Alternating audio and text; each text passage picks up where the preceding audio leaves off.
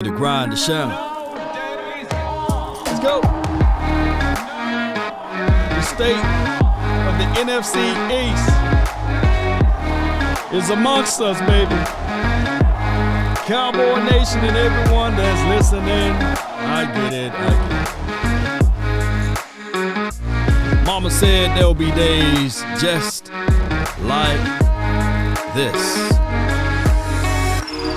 Be sure to hit that like button, share this content, let a friend or a neighbor know where to go when they want to tune in to Cowboys Sports Talk and beyond.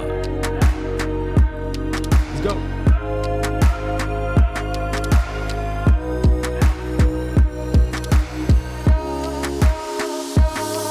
Yup.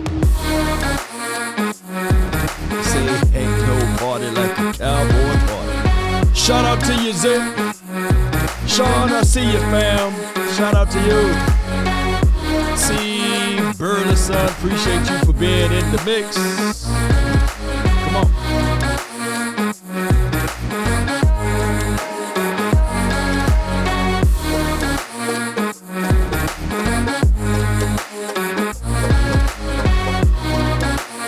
Shout out to Stream Element.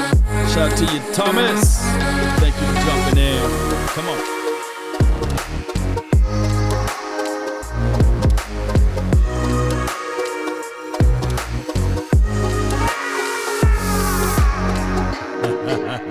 DZ for life, baby. Come on.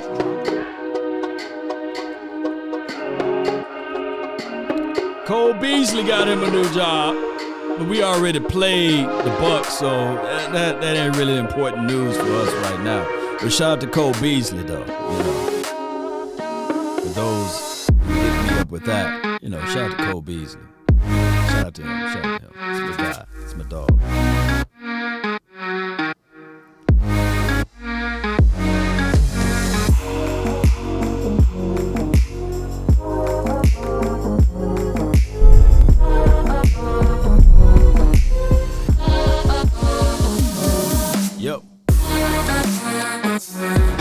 What's up, everybody? Really appreciate you so much for jumping in. The name is Law Nation. Be sure to smash the like button.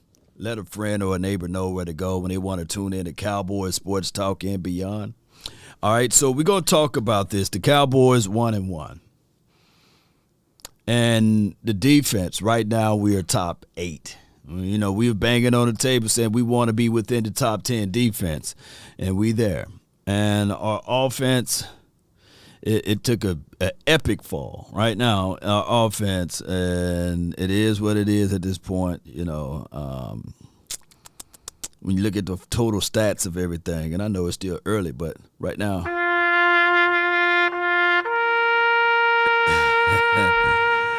From last year, we were ranked number 1 in offense, Cowboy Nation.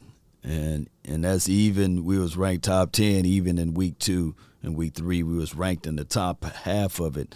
Now our offense, the Dallas Cowboys, are ranked the 30th ranked offense. There's another team, 2 other teams that's worse than us right now. But for right now, we the 30th ranked.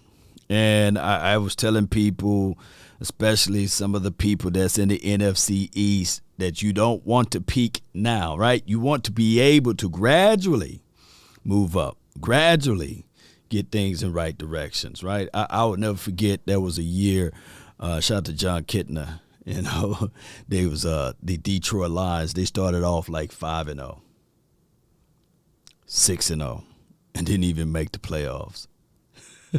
But I'm not throwing any shade at anyone that's 2-0 right now, because I'll be a fool to say, hey, I wouldn't want to be 2-0 right now. No. But you want to figure out who your team is right now. Are you a run-first team? Are you a defensive stout team? Will you find playmakers to find things to get things out of the mud, right?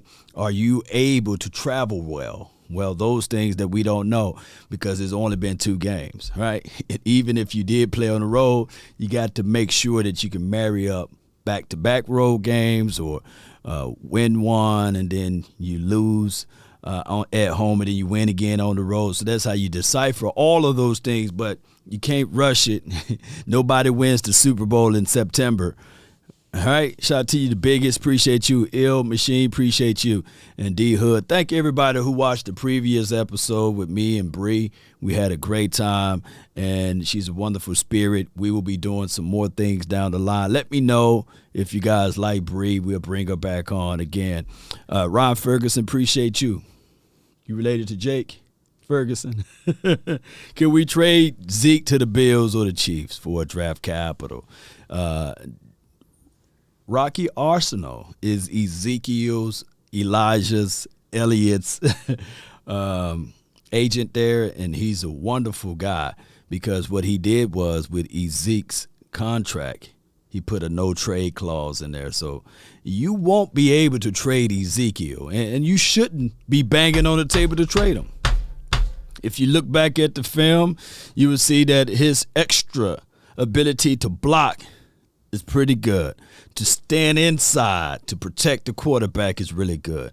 Now, what the Cowboys should do is still give Tony Pollard some touches and reps or what have you, and stop it, Cowboy Nation. Get this out of your mind when you say Tony Pollard can't run in between the splits. He can. He can. Zeke been doing good. Y'all tripping. Yeah, shout out to you, D-Hood. I'm so hood. Who, Mac Jones? What's up, man? Appreciate you for the $2 super chat, man. Appreciate you. Are you not entertained? Are you not entertained? Yeah. So, and then I want you guys, and I know I'm slowly, for surely trying to put people into these perspectives, is that stop making it a comparison analysis. Zeke versus Tony Pollard. I seen somebody just posted that. Tony Pollard is way better than Zeke. Because those are conversations that only Cowboys have and voice. Who is who? Who is who? Who is that? Who's that better? And they on the same team. Any other team, they would be like happy. Like Kareem Hunt, Chubb. There's no, hey, Kareem Hunt is better, dog. Hey, Chubb is better. Nah, those two guys work together, and that's the way. Now, granted, the Browns lost or what have you, but you guys get what I'm trying to say, is that let's stop fighting and having this civil war of who's better, and let's just utilize both at the same time, or figure out the offensive coordinator can utilize both running backs to their best abilities. Let's not keep it whereas such and such is good, such and such is bad, and let's look at it on how we won this last game. But before we go into those details, the Cowboys, as you guys can see on the thumbnail, I have two guys that I would like to talk about today. One being DeMarcus Lawrence, the other guy being CeeDee Lamb. A lot of people feel as if, though, both of those guys are not living up to the expectations. We look at D-Law as a guy that the Cowboys reached way down in their pockets and they paid $40 million or something like that, guaranteed, just this offseason. And he banged on the table saying, hey, I'm going to be a 10-sack guy. He said that. He professed to everyone. And his first go-around, he said, hey, I'm a double-digit sack guy. So, and then he challenged. He challenged Micah Parsons, right? And Parsons already got 4 sacks. Parsons, let me see if I can pull this up. Let me see what Parsons got, man. Let me see. Parsons, and he challenged Parsons. Micah Parsons ranked this season in sacks 4, first. QB hits 7, tied for first. Tackles for loss, tied for first. Pressures 13, tied for first. There's no competition between DeMarcus Lawrence, if y'all want to throw in that, right? There's no competition between DeMarcus Lawrence and Parsons, right? So that's a given, right? And these are two different positions. Last I checked, Parsons play linebacker and D-Law play only at the edge. But I come here to tell you, in the last game that the Cowboys played, let me pull this up. that I believe that D-Law still had 6 total tackles, and he had a few tackles for loss, and a few solo tackles, not tackle for loss. Let me see if I can find the star. Here we go. And we're going to go to box score, and we're going to go to the Cowboys, and we're going to look for DeMarcus Lawrence and company, right? All right, so this is what he had. He had 6 total tackles and 3 solo tackles. And everything else, 0 in the sacks department, 0 in tackle for loss, 0 in pass breakdown and QB hits. So he never got a chance to put a finger on Joe Burrows as relates to that. Right? But he did stop some runs. This may be who you're going to get out of DeMarcus Lawrence. This may be just who he is, right? And the Cowboys, we can't do nothing else about it. They done already gave the man his guaranteed money, and he's going to be here for a little while. Let Jerry Jones speak on some of these things about Parsons. In close, want all of our fans to know how hard he works at it and how intense he is. He's inordinate in his intensity. You can't always get your finger on that when you're evaluating a player, but boy, his intensity, and of course he translates that with his natural athletic ability, which is freakish. And so those combination of things in this game, which is pressure player city, if you can be a pressure player in this game of NFL football, you can do some damage, and he is that. Is Micah the best pass rusher you've seen in your time here? DeMarcus, hold on, before he even asks, man. DeMarcus Ware was a dog, man. All right, DeMarcus Ware was a dog. Jim Jeffcoat was a dog, right? Greg Ellis, believe it or not, he had solid numbers. Now, if you want to go into the comparisons analysis, you can probably say, yeah, Greg Ellis was better than DeMarcus Lawrence. Now, not DeMarcus Ware, right? And Greg Ellis, for what it is, he was solid, right? Average 8 to 10 sacks a season. I know some people that's watching this right now will say, give me some of them Greg Ellis sacks, baby. But before he even say anything, before he even get it out of his mouth, don't y'all disrespect D. Ware, right? And I was livid when they got rid of him because of the neck stinger, and then he went off to Denverland, and he trained and helped elevate Von Miller. I was like, no, don't get rid of him, no. But then Charles Haley is up there. But we talking about people that's homegrown here, right? Charles Haley was a transplant, right? He came from another organization, but Charles Haley was his own, Well, let's don't do comparisons, if you will. Let's don't do that to him. Yeah. Because we've seen some of the best. Frankly, I thought we had one of the best ever in Charles Haley, and not to leave out DeMarcus Ware, who may be right there in those kinds of conversations. And so those are guys we've seen. Again, a little reluctant to make comparisons here, but I think Absolutely. When you look down the road and you look at how our coaching is utilizing his just him, if you will, and what we did, we've complimented him. We brought in Barr. Well, Barr is a true compliment to him and an outstanding player and pressure player himself, in my mind. Yeah, so Anthony Barr is that dude as well. That's Coach Jerry Jones right there. I get it. All right, so I get some people over here. And mods, please don't kick them out of the building. Let them talk today. Please let them talk. Are you guys going over the levels and quality of competition within 2 weeks? Right now, who is everybody saying? Okay, the Giants going to the Super Bowl, right? Is that what you're trying to get at? Oh, y'all want to have that talk? The Eagles, they going to the Super Bowl. Okay. Yeah, and before we get into that, let me just talk about this right quick. The Cowboys' 8th ranked defense right now so far, and everything is just now warming up. we can clearly see that the pressure is there. This is Dorrance Armstrong. I can't wait to do this full film assessment. This is just a raw look right now. And D.A. was doing his job because primarily you have number 11 out there. But I want to give my guy D.A. his flowers right now.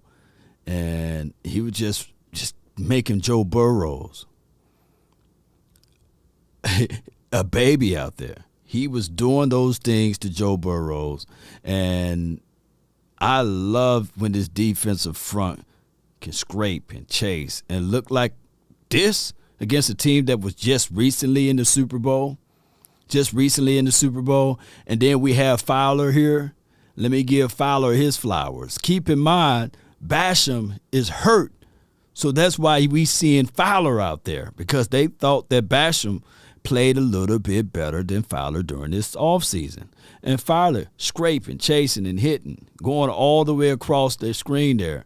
And you see the fluidity, the sink of his hips and the way he get off of his releases. And watch how he get there. This is just the oven being on preheat, by the way. And then you think about it, you look at these things. Dikembe Mutombo, Fowler now. Dikembe McFowler, batting balls down and making things happen in this light. I love seeing this Cowboy Nation when you have the ability to do such. Now, let me talk about D-Law. The things that goes unseen, stopping the run, shutting down the running lane, squeezing through there, stopping anything to happen. These are things that people don't highlight on the stat sheet. But those who watch the game, who know football, you see how he made that stop right there? They say, yeah, D-Law made some plays, baby. Even though in this 6 tackles, 3 solos, that ain't nothing to sneeze at from a defensive edge guy. Now, granted, you do have your other guys that's been eating, but you do not want to see this team for a long stay without number 90 on the front. So those are things that he brings to the table. You saw how he shut down that run lane, jumped from one lane all the way to the next, and you just decapitating, taking out the legs. Those, my friend, don't come for cheap. And you would want that, especially a guy that's seasonal and a guy that's a veteran, and a guy by the name of DeMarcus Lawrence, right? So those are the things that I have to tell you guys. And regardless of how you guys may perceive it, but this defense is just warming up. It's on preheat, baby. Can be. But we brought in Barr to add numbers to our opposing offenses to the problem for them, which is dealing with numbers of pressure players out there. And so that's what you get into. I thought it was a real notable thing when their quarterback for Cincinnati said that's one of the best defensive fronts we'll face as far as the pressure goes. And I think we can look forward to getting better, and I don't think that's over-optimistic. I've been accused lately of being too optimistic, and but I do think we've got reason to be optimistic here with our pass rush. Jerry, it's a nice bounce back, we thought, from CeeDee Lamb from week 1 to week 2. Do you see him? Has he turned the corner and in your eyes become a number 1 yet? Well, he has. It's there with him. What is it? The ability to make those big plays when it's time to make those big plays, and he's got that. He's always had that. The thing is that he's a grinder. He will really conscientious. He will work at it, which is really important. He's an intelligent receiver, important, very important.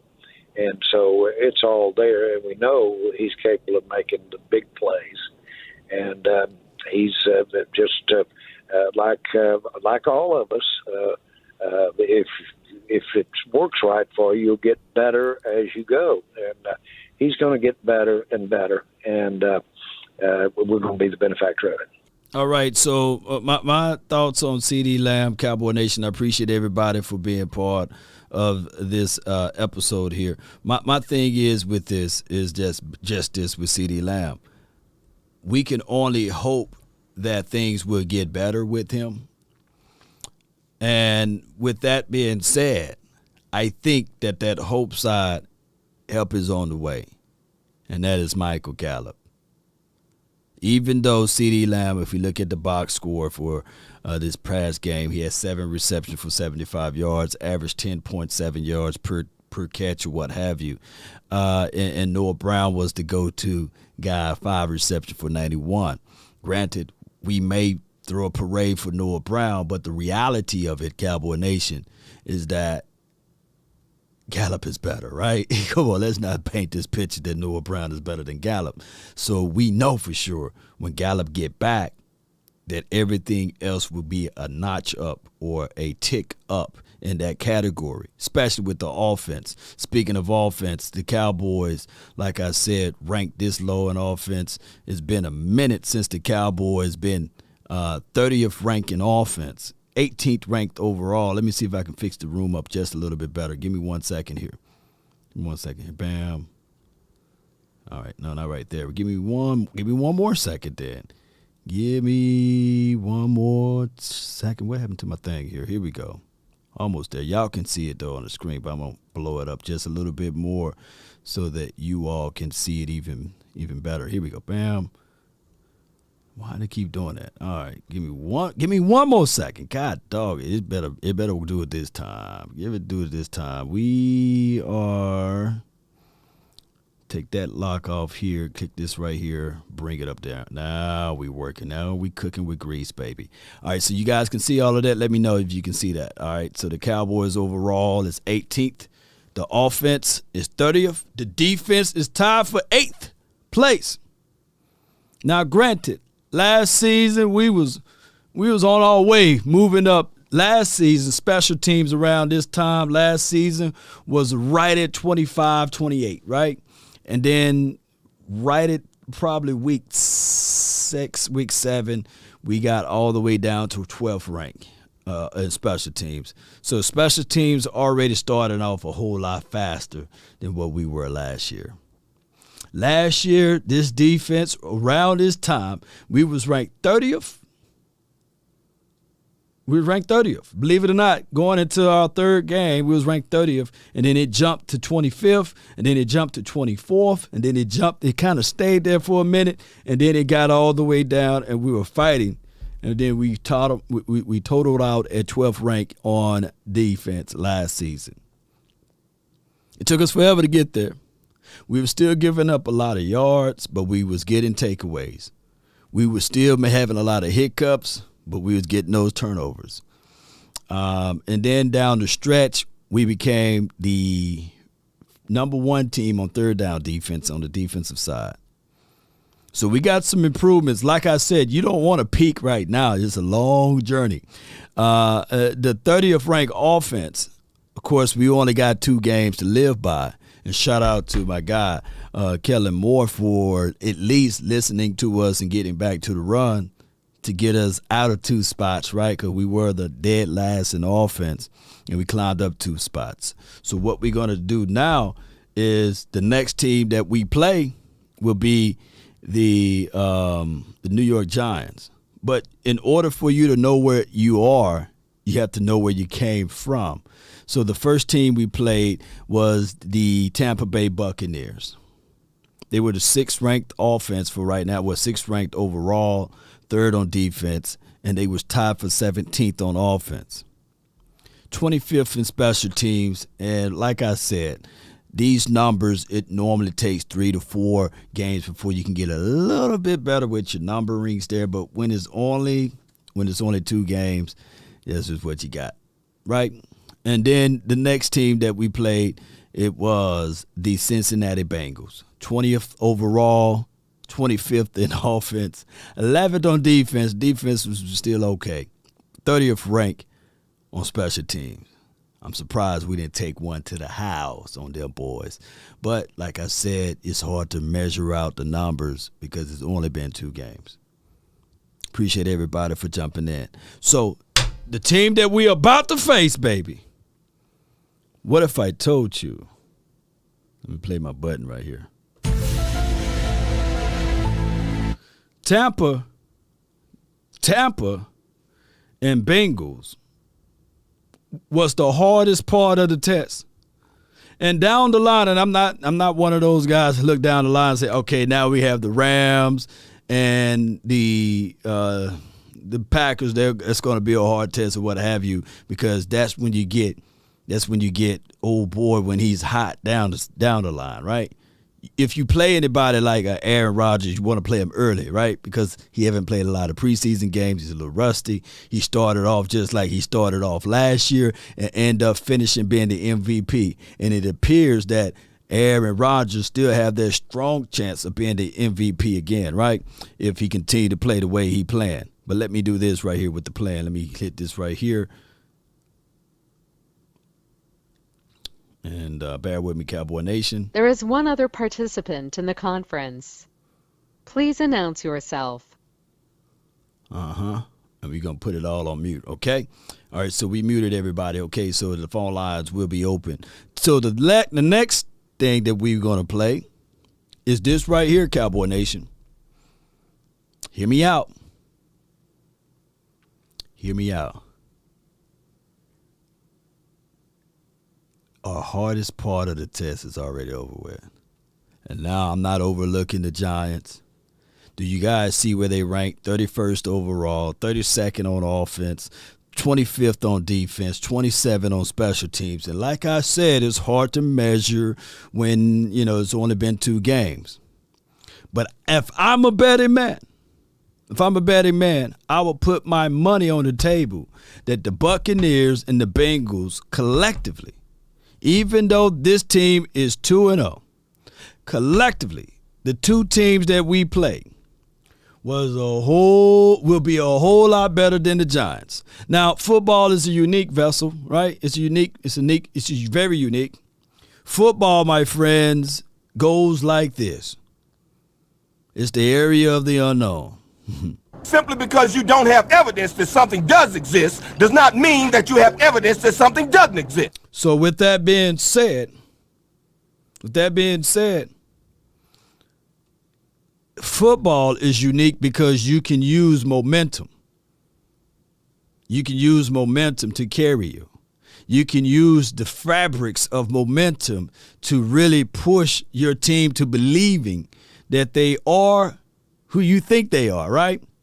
But the reality of it is when you play a team that's physical, right? When you play a team that got playmakers and you play a team that been down there in that valley, shoot, they figure out ways. And then rivalry games are tough. Yes, Wilson. But if I'm a betting man, I'm quite sure that the Bucs and the Bengals are a whole lot better than the Giants. I mean, like who want Daniel Jones right now over Tom Brady? Who would like to face Joe Burrows now again, back to back versus Daniel Jones, right? Danny Dimes, Danny. Who want to do that? No, but we can only play what's in front of us. And right now, the NFC East, you got the standings, and let me see if I can pull this up because a lot of people. Primarily, I believe, let me see if I can put this up, standings. Yeah. A lot of people will look at this and say, well, Law, look at the Cowboys. They down at the bottom. Look at them, man. They trash, baby. Right. Like, I don't think that the Eagles played a Tom Brady, which they do fairly good against Tom Brady, by the way, just to be fair to the Eagles. But I don't think the Eagles played a Joe Burrows, right? I don't think that the New York Fighting Giants played a team of the caliber of the Buccaneers. I don't think that the team of the Giants played the kind of caliber of a team like the Cincinnati. And we see what happened to the Washington team. They was talking a lot of stuff week 1, and now they folded up a little bit. So they all right, we're going to let them lick their wounds, right? All right, so they're 1-1 and we're 1-1, right? Law, do you have any truth to that? Who was the first team that the New York Giants played this season? Cowboy Nation, y'all put it in the chat. Y'all let me know. Who was the first team? It's just 2 games. That's right, Vicky. We love you over here, Vicky. I appreciate you. We got a nice stretch here. Yeah, shout out to you, Todd. I don't know why my YouTube algorithm is not populating over here. Let's see if we can fix this. Restream. You got to turn on the YouTube chats. YouTube chats. Why y'all ain't populating over here? I got to go over here. Oh, so they played the Titans. Okay. I can look them up right quick. We can look them up. And these are just raw stats or what have you. Titans. Let's look them up. Let's see. Let's do some comparisons, analysis right quick. Yeah, that's pretty good. They good on special teams, second-ranked special teams. That's pretty good. 19th overall. They tied for 17th on offense, so that's pretty good. 62 points allowed. They are 30th in that category. And defense 18th in that category. Okay, who's the second team that they played? The Panthers? Okay, let me pull up the Panthers. Somebody keep that in mind, those stat lines for me. Yeah, because I don't think they were 6th ranked. Okay. All right, we'll go to here.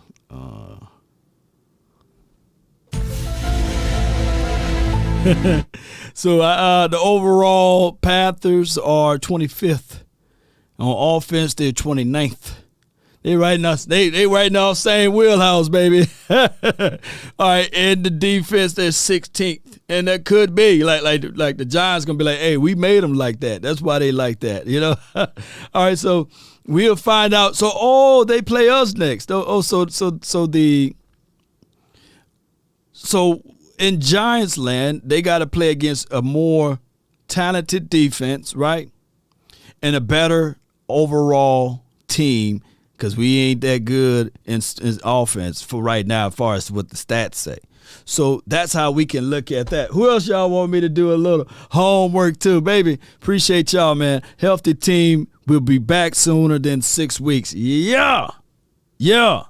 I'm going to see what's going on with this. Hold on. Y'all bear with me. Let me see if I can fix my restream, because I don't see my YouTube people, man. Restream is like, man, we ain't going to let the YouTube comments come up there, because y'all been talking too much nizoids. Yeah. Let me see if I can build a plane while it's in the air. Come on, baby. Here we go here. Bam. And we go here. Bam. Well, that didn't work. I got to do it this way. Y'all bear with me. Pop out chat. Now I can see y'all comments. There we go. I can see y'all comments now. I have to do the workaround. Okay? All right. Dak looked horrible. I feel you, man. Let me see if I can do it this way. Yep. Dak looked horrible. Okay, we got a person on the phone line. My mods, put the phone number up in the chat. Let me know y'all can see that. That's how you build a plane while it's in the air. So I took the YouTube comments and I put it over here now, so I can see what y'all talking about. Shout out to you, Maryland. Appreciate you. Joshua, thank you for jumping in. All right, let's see who the first person up in here. Hen, what's good, man, for the 936 live? What's good, Law? Nothing to it, man. Talk to me, man. What's on your heart? Man, shoot, the Cowboys. You know what I'm saying? You know I'm a Cowboy fan to the end. Hey, man, you got to turn me down in the back, though, man. I'm saying, okay. Twilliquist Law. No, man. CD need to step it up. Right. Real talk, Law. CD, because he was showing more in college that he's showing now in the NFL. Right. And, I'm glad Mike McCarthy called the first half of the game, because it was all Mike McCarthy.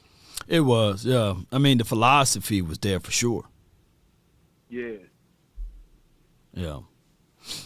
And my third point is we got a good offensive line, man. Man, before you even say anything else, man, I don't want them to touch it, man. The only thing, now they can probably move 68 when Connor McGovern get back, but I don't really want to touch it. Now I hear the battle cry for Jason Peters, but I think he was an insurance plan. You don't go buy into your insurance plan too soon. gotta let it age a little bit, right? You know, take money out. If it's a cash out option, then you gotta let it build up first, man. You know, people that know that cash out option. You know, some people, if you got life insurance, man, let me know. You know, cash it out. Don't cash it out too soon. But keep going. Right. One more point, Law. I Talk think to me. Dennis Houston is a waste of a roster spot. Everybody raved about Dennis Houston. He ain't showing me nothing. I watch football. You killing me with him. You killing me with my boy. You know what it is? You know what it is, fam? Hen, you still there? What is it? No, Dennis was Dak boy. He was Dak boy. You know what I'm saying? I know that. He was Dak boy. Like But he Dak was boy all ain't out there. showing up, Dak ain't there, so yeah. But he got his spot, but then the quarterback went down. He still got his spot. They still honor that for him, and he's playing on the outside. They don't use him inside. Now I've seen, literally, he can do that end around. He can do the jet sweeps. He's a 4-3 guy too. I think that the creativity need to be there more. Now I'm not trying to pump him up too much because I know right now that what we're seeing out of Dennis is the growing pains. We're seeing that it's hard for him to get separation, and the NFL life is real. Yes, it's real. It's real, It's man. real, man. If you can't get separation, you ain't gonna pan out, bro. No, it's not just the separation. It's like the physicality at the top of the route. They put body on him, and he wobbles off, and then it's over with. How tall is he? Like about 6'1"? No, 6'1 and a half, 6'2". He's good size. Okay. Just because you got the size, you got to know how to have the balance too. So it's not just about size; it's about balance too. Yeah. But my last point, Law, they need to get Brandon Smith up off that practice squad, bro. They do. You know it, Law. I heard you talk about it. Now he got size. That joker big, man. His speed. Man, dude made plays all through preseason and practice. We're going to do like this, man, because Washington team and the Giants, they may be listening because they done pull Ridgeway. You know how they go. They listening. That Brandon Smith, man, that dude, man. I was like, hey, who's that number 80? You know? He got good size, man. He was like popping off the screen, jumping off the screen all preseason long. Yep. All through training camp. I'm like, wow, and they didn't put this dude on the 53. But I'm just glad that they kept him though, because he literally had to overcome the TJ Vasher, noise. He had to overcome a whole bunch of stuff. Yeah, man. he did. Yeah, that's my guy though, man. I may be a little biased still with that though. If I'm keep talking about it all like I gotta that. say, Law. Talk to me, man. That's all I have to say. Oh, that's it? Go Cowboys. Let's beat these Giants Monday, showing what we made about. No doubt, man. Appreciate you, man. All right. That's a good call from here. But y'all get what I'm saying when we talk about that.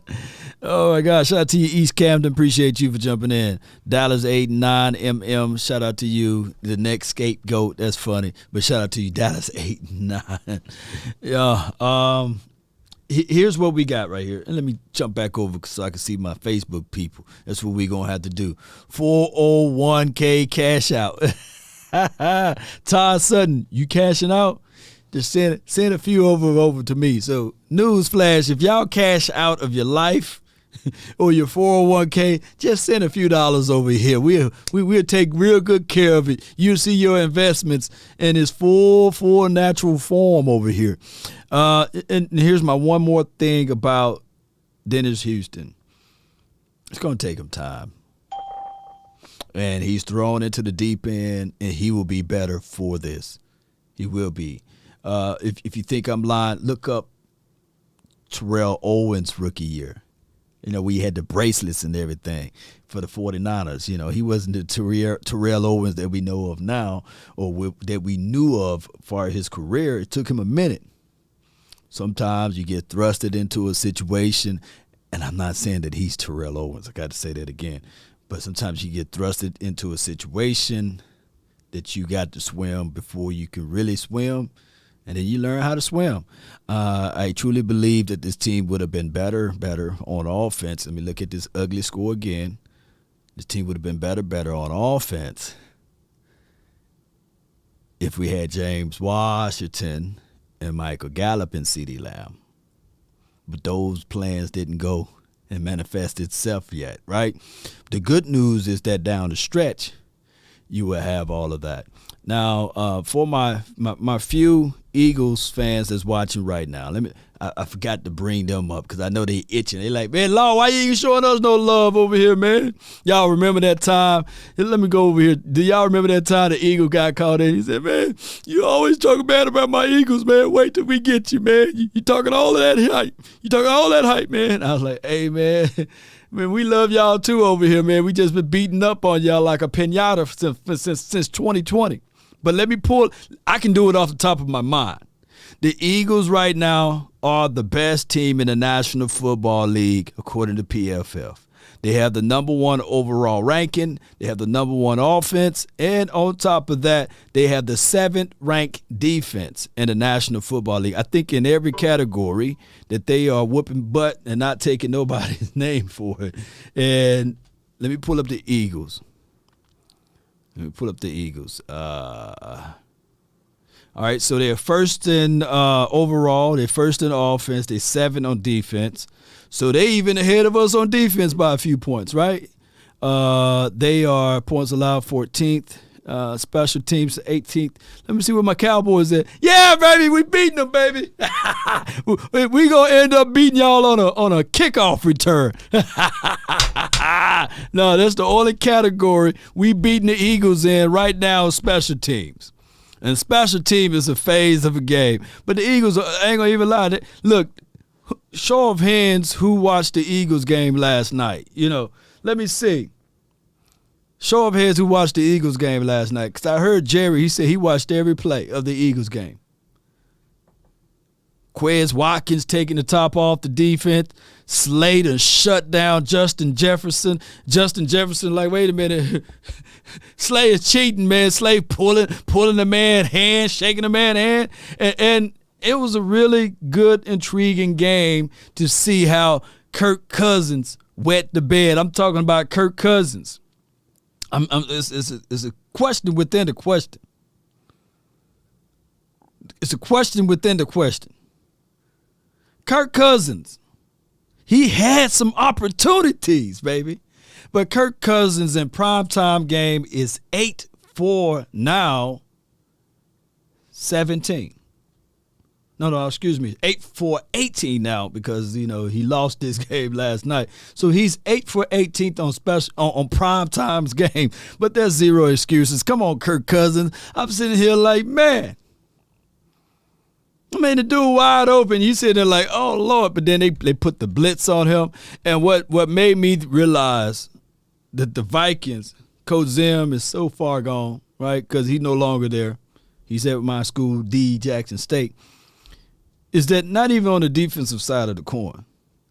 The last seconds, if I was a Vikings fan, Vikings Jerome, call, man, please call in.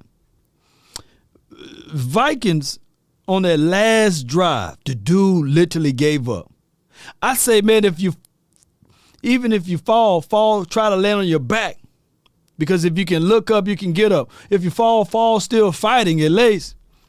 I would at least try to throw another interception or something. Maybe it could be a PI. You'd be right in the end zone. But he went to the last play of the game, and he was like, man, I don't want no more of this Eagles defense. Hey, the Eagles beat Kirk Cousins into submit. That joker said, tap out. I don't want no more Eagles. Kirk Cousins tapped out. I'm sitting like, Kurt, you got plenty of seconds left on the clock. Just throw a heave. Get somebody some fantasy points or something. And this dude just taps out. Like, come on. I'm like, Kurt, what are you doing with yourself? And then, why would you throw 2 passes to the Slay area? Why you gonna get slayed by throwing it to Slay when you had your other wide receivers talking about, hey, I'm open. All right, from the 478, you're live. What's going on, Love Nation? What's good with you, Chief? Man, I'm gonna tell you like this. I'm a Cooper Rush fan. Okay. I'm just hearing me out. I ain't saying he Tom Brady or he Kurt Warner, but before those guys got the opportunity, they was nobodies. You see what I'm saying? And I'm gonna give him the benefit of the doubt. I just want him to do what Dak did last year, just win the division games and a couple games out of the division. That's how I figure how the Cowboys gonna win. I look at it like, can our quarterback outplay the opposing team quarterback? Let me ask you this, though. Let me ask you this. You from Georgia, right? Where you from? Oh, yeah. You from Georgia. What's your name, fam? Let me save you in here. Cowboy J. Ugly. I'm from the same town Country Wayne from. Country Wayne. I'm going to put Country Wayne in the player with you, man. All right. Country Wayne, that's my guy, man. I need to watch his video from the game we won. I need to see. Because I know he going to be like, pay me my money. Pay me my money. Oh, yeah. I need to watch that one. I need my money. I need my money. But now, you kind of sound like Country Wayne a little bit. But I'm going to tell you this. That's probably just where y'all from. Y'all swag from y'all city. All right, let me ask you this. Are you a Cooper Rush fan until he lose, or you're a Cooper Rush fan win, lose, or draw? Right? I'm gonna say win. I like Cooper Rush when we first got him, and he was lighting up. I don't want to say lighting up the preseason, but he was making some throws. Like, I like that he get rid of the ball. He'll throw it in traffic, and he ain't scared. Like, whether he get intercepted or not, he gonna sling it. I like his little gunslinger mentality, and I was watching him at Central Michigan a little bit. Okay. He could throw it. He could throw the ball. And I like that. It's like he got one of the mentalities like, I'm gonna let it go. I'm gonna let the ball go. I didn't necessarily took Cooper Rush from my film analysis of him being a gun slinger. I think that he's precise with his ball. I think that he goes through his steps and his rudiments of his degrees of going through, climbing the pocket pretty well. I said this before the season even kicked off. I said Cooper Rush, without his toys, is what we've seen in preseason. Like no touchdowns, interceptions, what have you. And that's what he looks like on B and C team. But if you fool around and put Cooper Rush on the A team, he's gonna give you, appreciate you. He's gonna give you all of those good things that you've seen. But there were still, and I'm not lying to kick it, dog. There was still possibilities of 4 INTs. And I'm just letting you know. Yeah, it was. A matter of fact, that last throw he made, the one that got tipped, that somehow made it to Noah Brown. I don't know how it got there, but what I do like about that throw is he stood down the barrel of that gun and looked at it and still made that throw. I mean, he's seen the rush coming. He's not bailing out the pocket. He's looking right at it and say, I'm gonna throw the ball. Well, we're going to have and I'm rooting for Cooper Rush. I want him to, look, I told people this, I want him to be better than Dak Prescott. I want him, for these next games, I want him to be better than Joe Montana. I want to win at all costs. I banged on the table, and I said that Cooper Rush is the second best quarterback in this NFC East. But just last night, just last night, I seen. I ain't gonna even hate on the dude. I seen Jalen Hurts step up, man. Jalen Hurts, even though the damn Vikings defense is very suspect on the DB side, but he stepped up though. He stepped up far as his precision percentages and things like that. And you know another thing, man, with that thumb, you don't want to rush that back.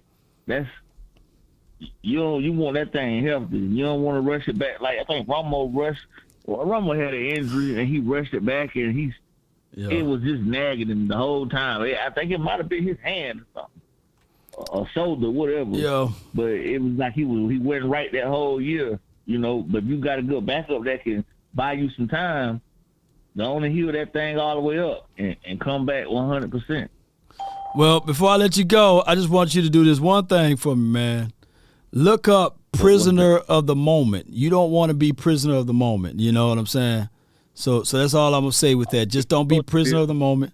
And I prisons. I know what prison of the moment is. Yeah. So let's just reel it back a little bit, and then we'll see where we look at from here. Okay. That's right. No doubt, man. I Go appreciate Cowboys. you. Thank you for calling in, Country Wayne. Help is on the way. Help is on the way. Hey. What's wrong with my chat over here, man? Shoot, this chat over here being prisoners of the moment. God dog it. Give me 1 second, Cowboy Nation. Let me see if I can fix this up while I let the next caller in. I'm having a little technical difficulties today, and that's okay.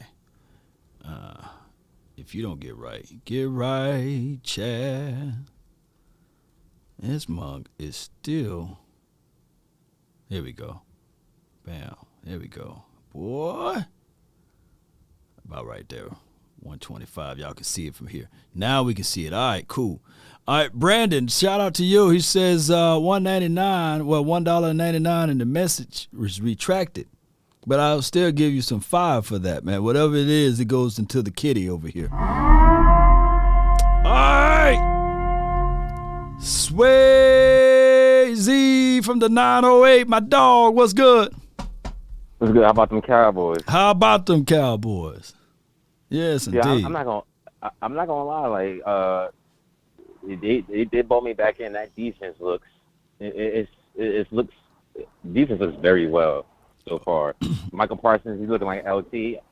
In my opinion, Michael Parsons might be the best defensive player in the last 5 years. In my opinion. Oh, you gonna put the whole 5 on it?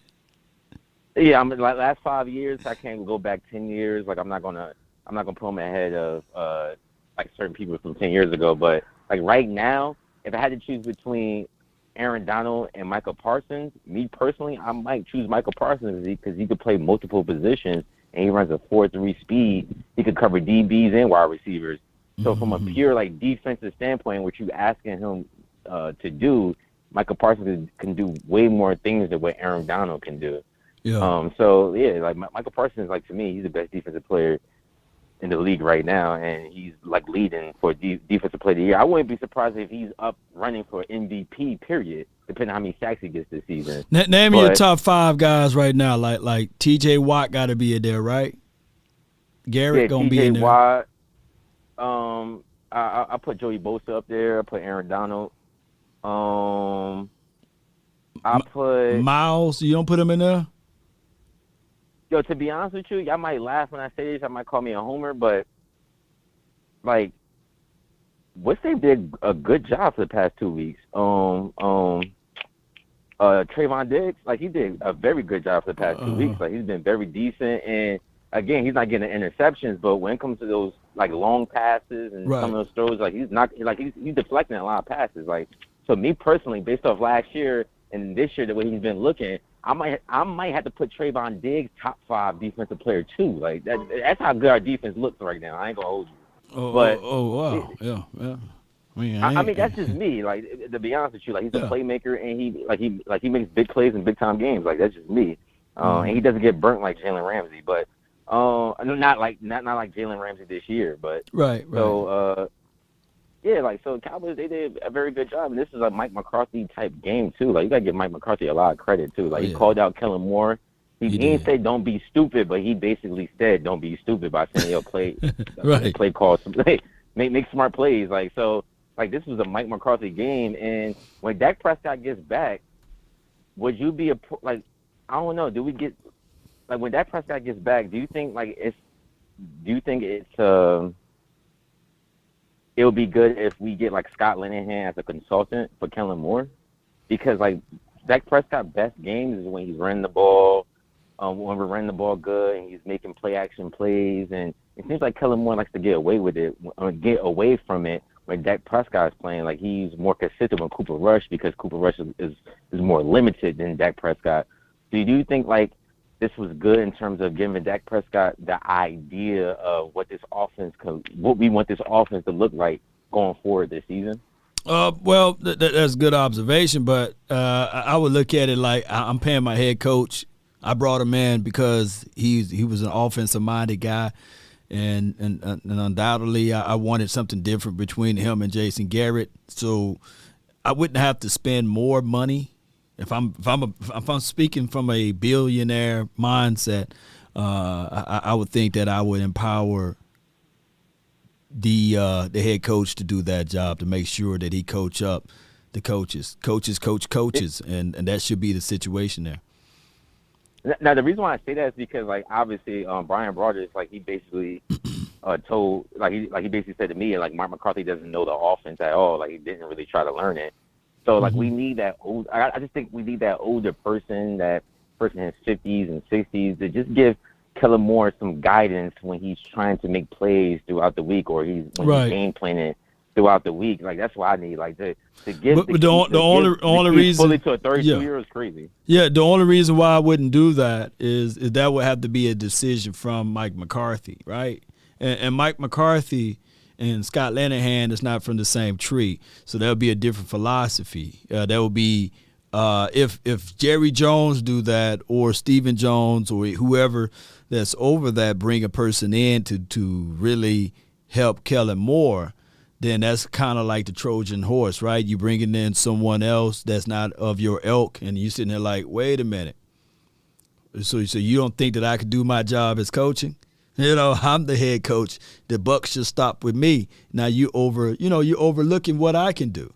So from a man perspective, I would say no. You know, if anybody gonna teach my kids how to do something, it's gonna be me, not an outside person, unless it's my decision. That's how I gotta look at it, and that's how Mike McCarthy will have to put his foot down.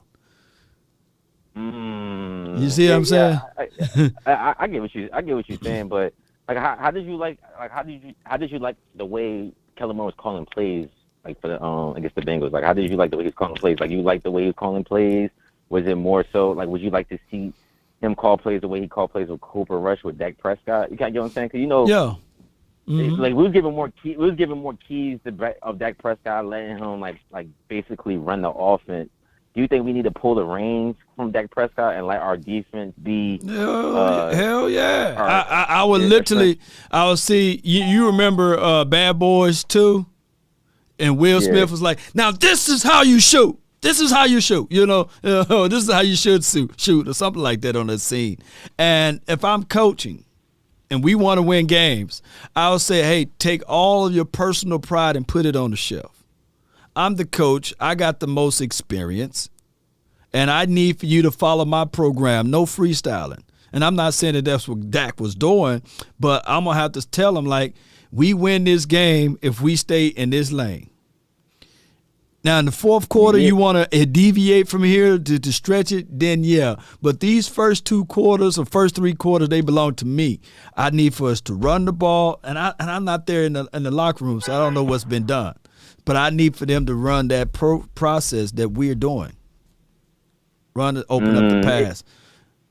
Yeah, because I like the way our team looked. Like, you know, the team looked this past Sunday, it kind of reminded me of like the 05 Steelers, right? Like, they ran the ball, made good passes, and stay within the game, and give them chances to win the game at the end. Like, that's the way it looked. But I'm gonna let you go though. But I like the way we looked this week, and hopefully we win against the Giants, because if we win against the Giants, that puts us in crazy position to make the playoffs this season, especially with Dak Prescott coming back in Week 5. So yeah. I like the way the team's looking. No doubt, man. I appreciate you, Swayze. Thank you for calling that. And it's not a comparison, but this is just my observation. Once again, who saw the game last night, the Eagles game last night, who have the number 1 offense in the NFL? And show me hands, show me thumbs up, or what have you, watch the game. And if you listen to the announcers, and even if they was putting lipstick on a pig, even if they were just lying to kick it, you heard a lot of, hey, this is good coaching right here. You see the clear out pattern. You see this guy taking away the 2 players underneath so that Quez Watkins can be open over the top. You've seen where they count them in this look, and they rush and they flood concept to the right side. They stack on the left so that blah, blah, blah can happen. Those things goes down to coaching and developing and putting up things in place in order to win the game. Now, we don't hear that a lot in Cowboys land. It just been the same. Hey, we waiting on this guy to develop. We waiting on this philosophy to be picked up. And they talking about these things, Cowboy Nation, before the ball was even thrown. So it wasn't nothing to do with the quarterback. It was to do with the design of the plays. It was due with the design of how I'm going to use this guy as a decoy to take away this to help elevate that, right? So that's just how that goes. We need, and I'm not saying that you should make a copycat league, but what I'm trying to say is that we need our geniuses over here in Cowboys land to figure out ways to have concepts, to learn how to attack certain looks, regardless of if you got me back there at quarterback or if you got this guy back there at quarterback. You got to utilize that. And for the first time in a long time, this previous game that we seen, we saw that they ran the ball to open up the pass. We saw them do those things, play actions, being able to hit the receivers deep and things like that. So did let me see what we got here. Shout out to you, Verdi. Thank you for jumping in. James, appreciate you. If the Cowboys didn't have to play the Bucs, Dak wouldn't have got hurt, and the Cowboys would be undefeated. This is from Jay on the Facebook. Appreciate you so much for that comment there. Injuries are injuries. It's part of the game.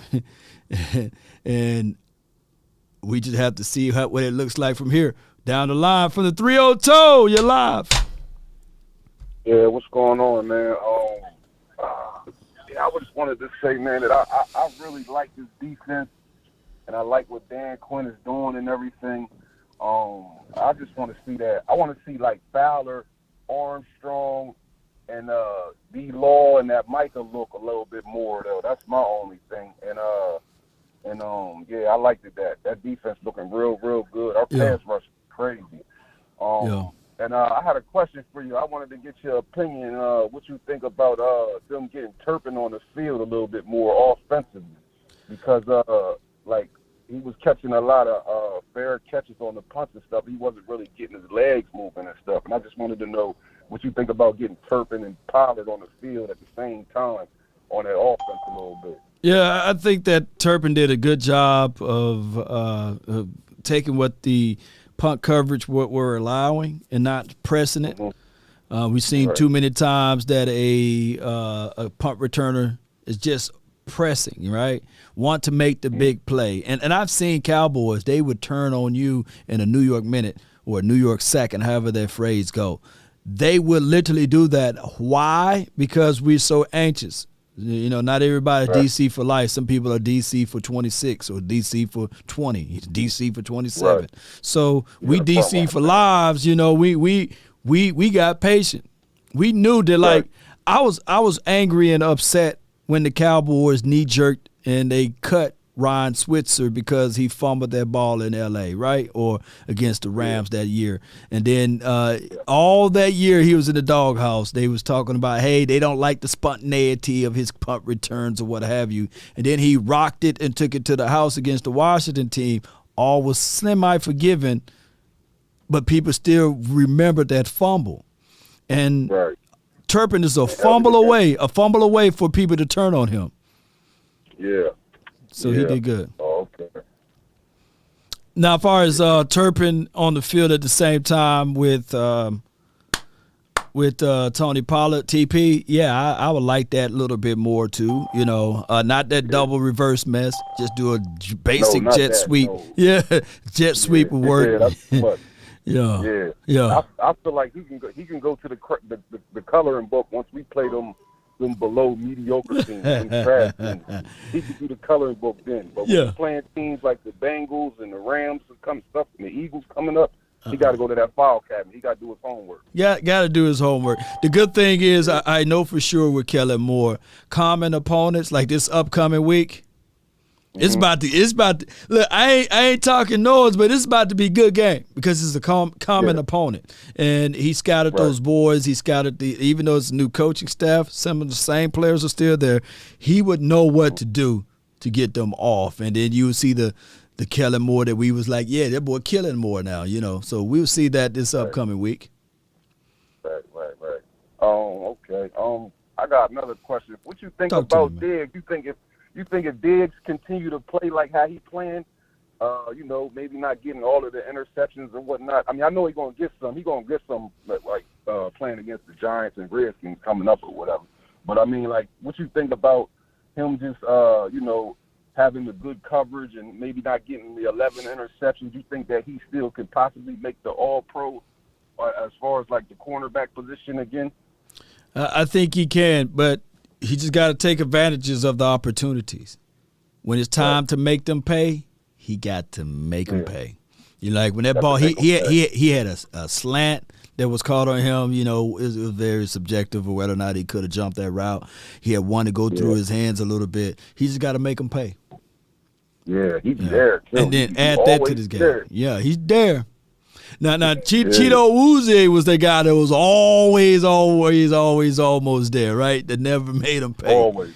Yeah, so there was difference between those two. And Byron Jones, he would see the ball and he would still just bat it down, when he was playing with us. But we'll find out, man, next. Right. Okay. That's all I really much had to say. Thank you for your time or whatever. Law Nation, stand up, and Cowboy Nation, man, stand up. Keep your heads up. We're gonna be all right this season. No doubt, man. Shout out to him, man, from 302. Hey, some people got 30 grand, some people got 50 grand. What about my man, 100 grand with the plan? You live. Listen, man. Yeah. Listen, man. Let me tell you something. All right, Uncle Charles. Listen, man. Them Giants, man, we gonna mop the floor with them boys. They ain't seen the defense like us. And remember, they got my man number 30. Who so that be? They gonna have to put a safety over there when he faces Lamb. You gonna put him on Lamb, or you gonna put him on Gallup? What they gonna do with number 30, man? Because number 30 trash. Who is 30? Number 30 for the Giants. Yeah, who that? Why? He a cornerback. He one of their corners.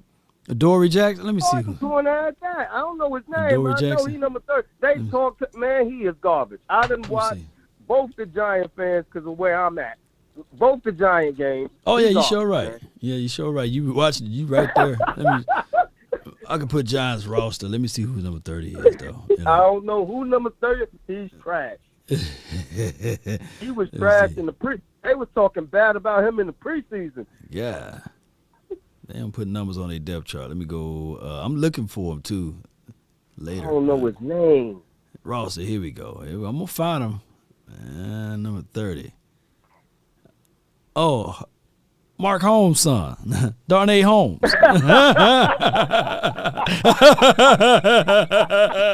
And Darnay Holmes, baby. All right, Mark Holmes' son. All right, so he's 5'10", 195. Okay. Yeah. Let me look him up all the way. Let me see what Darnay Holmes. Okay, let me see what we got. He number 30, he's 24 from UCLA. Okay, I remember doing some film analysis on him. So he's very slim. Okay. And PFF. Let me pull up his stuff, man. You see, you got me thinking now, man. I'm telling you. I'm gonna name his child Darnay. Darnay and him, man. Well, yeah, remember Darnay Holmes, man. Yeah, Darnay's okay. 7 solo tackles, 12 targets. Okay. All right. Yeah, I see some rhetoric there. Okay. All right. Okay. Passing yard. Okay. One missed tackle. Okay. I'm gonna have to see him, man. His numbers just look very suspect. Yeah, I feel you though, fam. Yeah. They don't like that. They don't like him. And I'm telling you, man, I don't know if they're gonna put him on Lamb or Gallup. It really don't matter. He's gonna get ate up. And the thing about the Giants, man, I call them Saquon and the boys. You stop Saquon, it's over because their wide receivers is trash. Yeah, I heard them calling out Galladay. He was walking to the car. They're like, Galladay! You need to play! They want Galladay gone. They want Galladay. Galladay on his last legs, man. They want him out of there. They were like, Galladay! They were heckling him. I saw it on my Instagram feed. I was like, God, dog, man, let the man limp to his car, man. They were Galladay. They paid him all that money and he ain't performing. they gave him all that money. It just as bad as now shout out. I didn't even want the Cards to win, but shout out to them for winning. But just like the little man, he runs into the fans and he get mad because they swinging at him. You know what I'm saying? He like, which one of them hit him? And you saw how he got pulled. You saw how he got snatched. I'm talking about my guy, man. I said, who he gonna fight? They done snatched him around. They fool around, pick him up, put him in their back pocket. Little old dude, man. You saw that? And yeah, I saw it. Yeah. I said, man, and the thing about their defense, I don't think the defense is all that. Come on, man. They played Baker Mayfield. Okay. Come on, son. I think I have it still. They played Rudy. Their defense ain't all like they got a couple sacks, you know, but I don't think that their line is better than our offensive line. I think we going to show and prove Monday night. Oh, I'm trying to go to that game, bro. I'm trying to go to that game. But, man, it looked like the only seats I'm going to be able to get is the nosebleed. I don't want to sit up there. Yeah, they winning now. They 2-0. But they overall, like, they get close tickets, man. It's that thing going to be sold out, man. I might just have to sit the nosebleeds, but I don't want to. But those are the only tickets available, man. Yeah. But you know what? They 2-0. They 31st overall ranking, 32nd offense, the 25th defense, and the 27th special teams, but they 2-0. And they talking noise. They talking all type of noise. No. But you know what this remind me of? Hey, 100. You know what this remind me of, fam? What do it remind you of? You remember last year, around this time, because I got a good memory, man. There was a team that was 3-0. Right? And the Cowboys had to play them, and their name is the Carolina Panthers. But the Panther fan out having Panthers Jerome. Yeah. And then after we played them, like, oh man, that's just the Panthers, man. They ain't nobody, man. You know, that's the Panthers, man. Y'all didn't beat nobody. But I was like, hey, wait a minute. They was 3-0. We. Yeah, you right. Hey, I remember, man. I think the Eagles was like undefeated when we played them at one time. I think. Y'all ain't play nobody. Right. Division is trash. We went and blew them out. Now when we blow the Giants out on Sunday, on Monday. I mean, ain't nobody, man. It's just the Giants, man. It's just the Giants, man. A first-time head coach, man. He ain't nobody, you know. Hey, what they supposed to do? You know, the Cowboys ain't playing nobody. And I remember when we beat up on Rudy Poo teams, what they say. When we beat up on Rudy Poo teams, we ain't really that good. That don't sell, man. About the Eagles? Yeah, Why they that not don't saying sell. about the Eagles? Why they not saying that about the Giants? They don't say that about them. The hot ticket name was I thought for sure that Kirk Cousins was going to give them a little. I thought for sure, man. I knew the Eagles was going to beat up on Kirk Cousins. Kirk Cousins is garbage, Law. I'm sorry. And the thing about that game yesterday, see, I'm a bettor too, so I put a couple coins on the Eagles just because I knew Kirk Cousins. You know what I'm saying? But Irv Smith did get him though, didn't he? 84. Then he was like, the ball hit him in his hand, and he was like, nah, man, I don't want to play today, man. I said, that's a touchdown, Kirk Cousins. But they played shell the whole game, Law. How you gonna give they wide receivers those free releases like that? You can't do that. We just if that was our defensive coach now, we would be burying him today for giving those free releases like how the Eagles got all game last night. That dude, everybody got a free release. They could have put Law on the line, man, and it was like, man, Law, man, that wide receiver Law with the beard coming out of the mask, man, shoot, that wide receiver right there, that undrafted, I'm 40, but that undrafted guy, man, shoot, he killing it up out there because they didn't jam nobody, and you know why they played, because they was worried about Hurts' legs, man. They didn't want to get hurt by Hurts, man. They didn't want to get hurt. You put a spy on her. Who was going to spy? Jam those receivers. Who's gonna spot him? Dantzler? Who? They don't have nobody. Yeah, they ain't got nobody. They ain't got nobody. They got no speedster out there. I said, man. I mean, Patrick Peterson is like in wheelchairs out there. I said, like, come on, Pat. He blocked that. I was like, when he blocked that kick, I was like, come on, run, man. That's the only time you can score. Cause you get the ball to Kirk Cousins, they ain't gonna score. He ain't go very far, boy. He ain't go very far. I said, man. Even look. People see the Eagles fan. They don't understand. They only see the game as if they won. But I'm looking at it like that interception that would have been 7 points. That block kick that would have been 7 points. That doggone touchdown that Irv Smith, whatever his name is, from Roll Tide. It's still like he was rolling something else, man. Because it was like, man, how you gonna drop that, dude? That was Kirk Cousins' best pass, bro. He literally dropped that, and then the safety, closer than what it was. The safety over the top that's covering Quez Watkins. Like a champion. Play look like Deion Sanders out there. But listen, let me tell you something. The reason why Kirk Cousins was throwing those ducks up because they was blitzing Kirk. He ain't had no time. Man, Kirk was like, man. Blitzing Kirk Cousins, and Kirk Cousins got scared and just was like, let me throw this ball away. Kirk Cousins closed his eyes. I'm like, Kirk, what are you doing? Kirk Cousins was like, for Allah, you know. Kirk Cousins would close his eyes. Man. Somebody come down with it. Like, come on, man. Oh my God, Slay should have had 4. He should have had 4 of them. He should have had 4 of them. Slay going to the Hall of Fame in All Pro just off of that game. Yeah. Even Bradbury had a pick, but he dropped it. Listen, man. Number one, when they come up against us, they don't got nobody that's going to stop Micah Parsons. You got to put 3 people on Micah. I'm telling you right now, when we're going to beat Washington, we're going to beat the Eagles, and we're going to beat the Giants. And then it's going to be a turnaround. We're going to be on top of the division. And watch how I just want to see the looks on the faces of the Eagles and the Giants. We was on top, and they're going to be quiet because they can't stop our defense. They ain't come up against a defense like ours.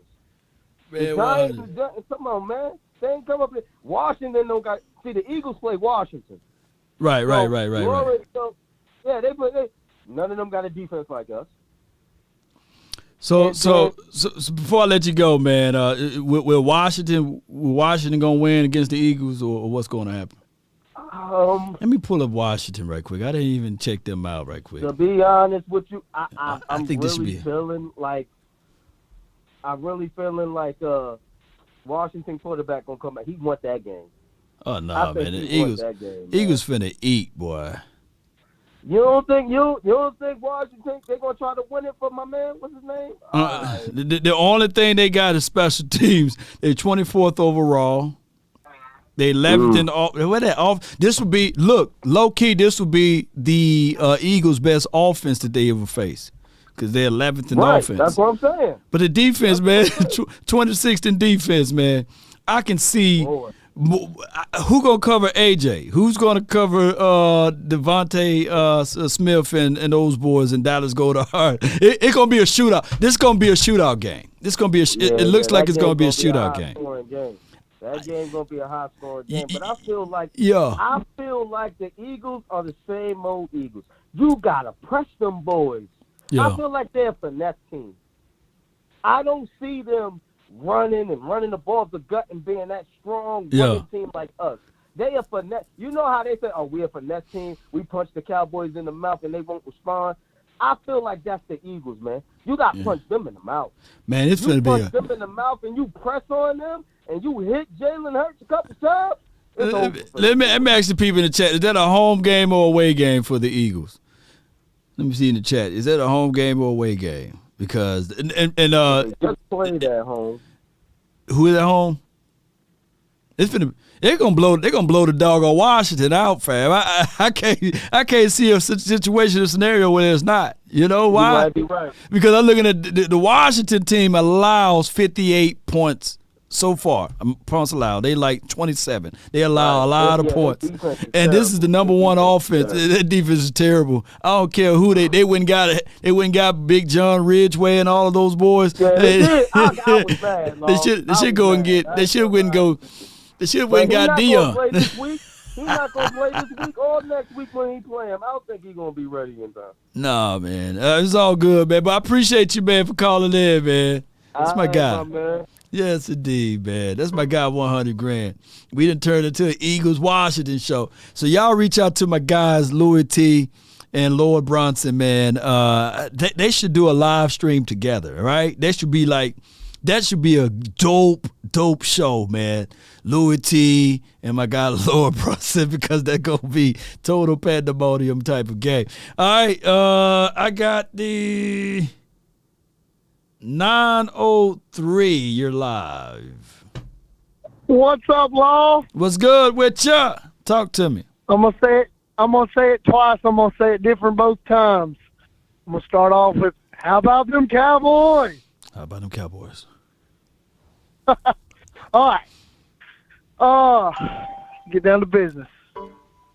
So, I don't think the game is going to go like everybody thinks it's going to go. There's a lot of people talking mess already about the Giants and the Eagles. Okay. In our division.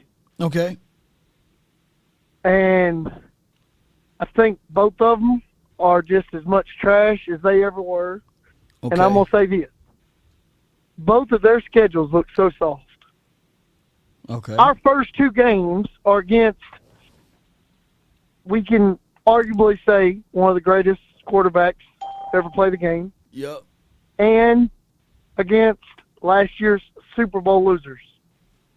True. So our first two games are against admirable opponents that we showed up and showed out. Put it like this. Put it like this.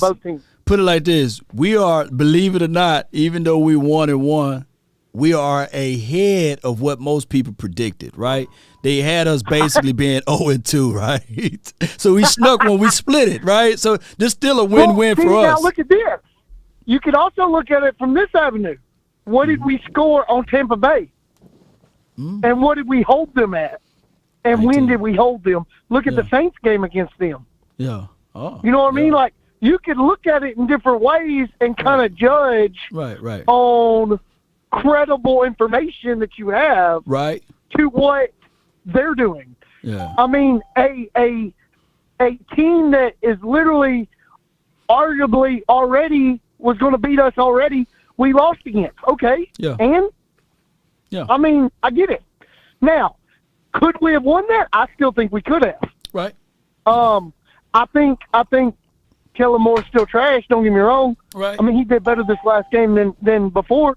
I still think somebody needs to take playbooks from him and say, shut up and run. But, I mean, that's just because, you know, we are set up to be able to run. Why are we not running still? I mean, I think I don't remember who said it. It was on one of my Facebook feeds on the Cowboys that somebody said, I think Kellen Moore hates running backs. Because why are we giving up the run when we're still running? Like, we're gaining yards on run. Why are we not running more? I mean, if we're able to get first downs on 3 runs, why are we not running? Until we're not able to. True that. Like, just shut up and run. I mean, you know what I mean? Just shut up and run the ball. I mean, because then we don't have to worry about passing. Then we don't have to worry about, you know, I'll use this for instance. The reason I'm not worried about New York, and this is completely stats. I mean, we can look at stats all day, and that's factual information brought before us. You can't argue with factual information. Right. They have, is it 1 or 2 touchdowns from receiving? Are you talking about? If I'm not mistaken, they only have 2 receiving touchdowns at max. They have 6 rushing touchdowns. Are you talking about the Eagles? Is that, You talking about the Eagles? No, I believe that's the Giants. The Giants? Okay, yeah, I believe that's the Giants. And believe it or not, Daniel Jones is passing completion's actually a little bit better than Jalen Hurts. A little bit. Yeah, a little bit better. Yeah. It's like .4 or something like that better. Right. Because I think Jalen Hurts is like 69.6 or something like that. Boy. And Daniel Jones is like 70.1 or something like I don't remember. It's something stupid like It's that. something real close, yeah. Yeah, I'm just getting at. I mean, I wouldn't look for them to go in the air for any touchdowns. And as we know, it doesn't matter on yards. We've seen this with Dak. It doesn't matter how many yards you put on your stats. It matters how many touchdowns you get. Right. Your stats look good until you see how many touchdowns you actually made, and you didn't win the game because you didn't get any touchdowns. Touchdown, name of the If game. you can't get it past the red zone, and none of it matters. And that's where if Trayvon Diggs does his thing, he's going to shut down whatever you want to consider their main receiver, if they even have one. I think theirs is kind of like ours right now. It's by committee. They don't have a notable, receiver actually showing out. So all we have to do is shut down Saquon, and I believe we've got this in the bag. I mean, we showed Leonard Fournette we could shut him down. Why can't we shut down Saquon Barkley? I mean, yeah. I'm not saying he's not going to break away with a few runs, but I mean, now this is something I also want to bring up. Bring it up, man. Did I not see us have a couple screen passes with TP? We had. They weren't successful. It wasn't. Yeah. From the ones I saw, they weren't real successful, but I saw them. And if they were, from what I saw, he would have had open line of sight, and nobody. That one, he almost got a touchdown. Right. That one, it was so close to a touchdown. He licked the end zone. I mean, yeah, he did, man. He when literally. When he fell, he licked the end zone. And it's not on highlight reels this week. Nobody put it on the highlight reel. But when you get a 30-yard pass on a screen pass, I mean, come on. I mean, that's got to be something. You know what I mean? Like. No doubt. But, man, hey, I appreciate you, man. We're gonna let the rest of these people get in here. But I appreciate you, bro. Get one more point before I let you roll. Hey, I just these Cowboys we gotta hold them to a higher standard and just watch them eat. Let's watch them eat, man. Appreciate you, my guy from Carthage, Texas, man. That's my guy from the 903, and I got another 903. And this lady Jessica, what you got for this episode, lady? Hello. Hey, you're live. Oh, I gotta go. Oh, you gotta roll? Okay. Yeah. But all we gotta do is stay focused. We ain't taking no team lightly. So don't be saying we ain't got nothing to worry about. We fans might not have nothing to worry about, but our players got a lot to worry about. Oh yeah. And that is to go out there and play every team as if it's whoever and play and stay focused. That's all I got to say. And let's go Cowboys, and let's just go beat these vegans. Let's go beat them. That's Lady Jessica. So let's not take like divisional games, rivalry games. This is what we play for. The chippiness. We saw that against the Tampa Bay versus Saints game, man. Both of those guys were neck to neck against each other, and it turned out to be a good outcome for the Buccaneers. So let's see if we can be neck to neck with each other and be one of those teams to turn out. All right, so 815, man, you live, Brandon. What's up, Long? What's up, man? What you talk to me, man? Yeah, man. I want to make a few points.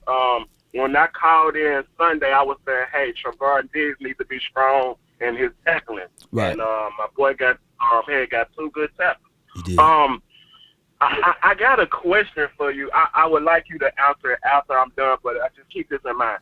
Do you think that in your personal opinion, do you think they calling the game differently than they call it for Dak, between Dak and Cooper Rush? Are they seeing the game? Are they calling the game the same with differently? I should say, with those two quarterbacks. Also, I want to say about Dak is, so say Cooper Rush wins the next 2 games, right? And I'm not and of course I'm not a huge Dak fan, but I don't think Cooper Rush is better than Dak. But if Cooper Rush win the next 2 games against the Giants and Washington, I know they were saying that he could possibly play against Washington, but come on, stop. So let's say he win those 2 games. Would you ride the high hand or would you put Dak back in? Love the show. Would love to hear your answer. Most certainly, and it's all about how in the nature they do win. And if we're talking about 20-17 again for the next 2 games, I'm like, yeah, we got the win, we got the dub, but is that enough? Is that what you want to hang your hat on, right? And I get it. Yeah. We are happy about this win, right? That we just had. Right. But there were a lot of hiccups and there were a lot of moments. So what we can't do is paint Dak Prescott into a corner and say all what you ever known of Dak Prescott is what he is against the Tampa Bay Buccaneers. And that's what all you're going to see. That wouldn't be wise because we know that Dak Prescott can play better than what he played like against that Tampa Bay Buccaneers. Now, with that being said, is Cooper Rush all that we know of Cooper Rush? Will it be at the point of what we just seen last game, right? He was bailed out from those situations. Even if you go back to the Minnesota's game, I know a lot of people are prisoners of the moments, but when you go back and watch that game, there was a lot of Amari Cooper double catching the ball. There was a lot of C.D. Lamb doing his thing, as well as your boy, Ezekiel Elliott. If we don't get that 3rd and 22 play, it would have been like, yeah, Cooper Rush had a good game, but we lost. So it takes a collective team to win games, not just the individual. Let me add this one more thing.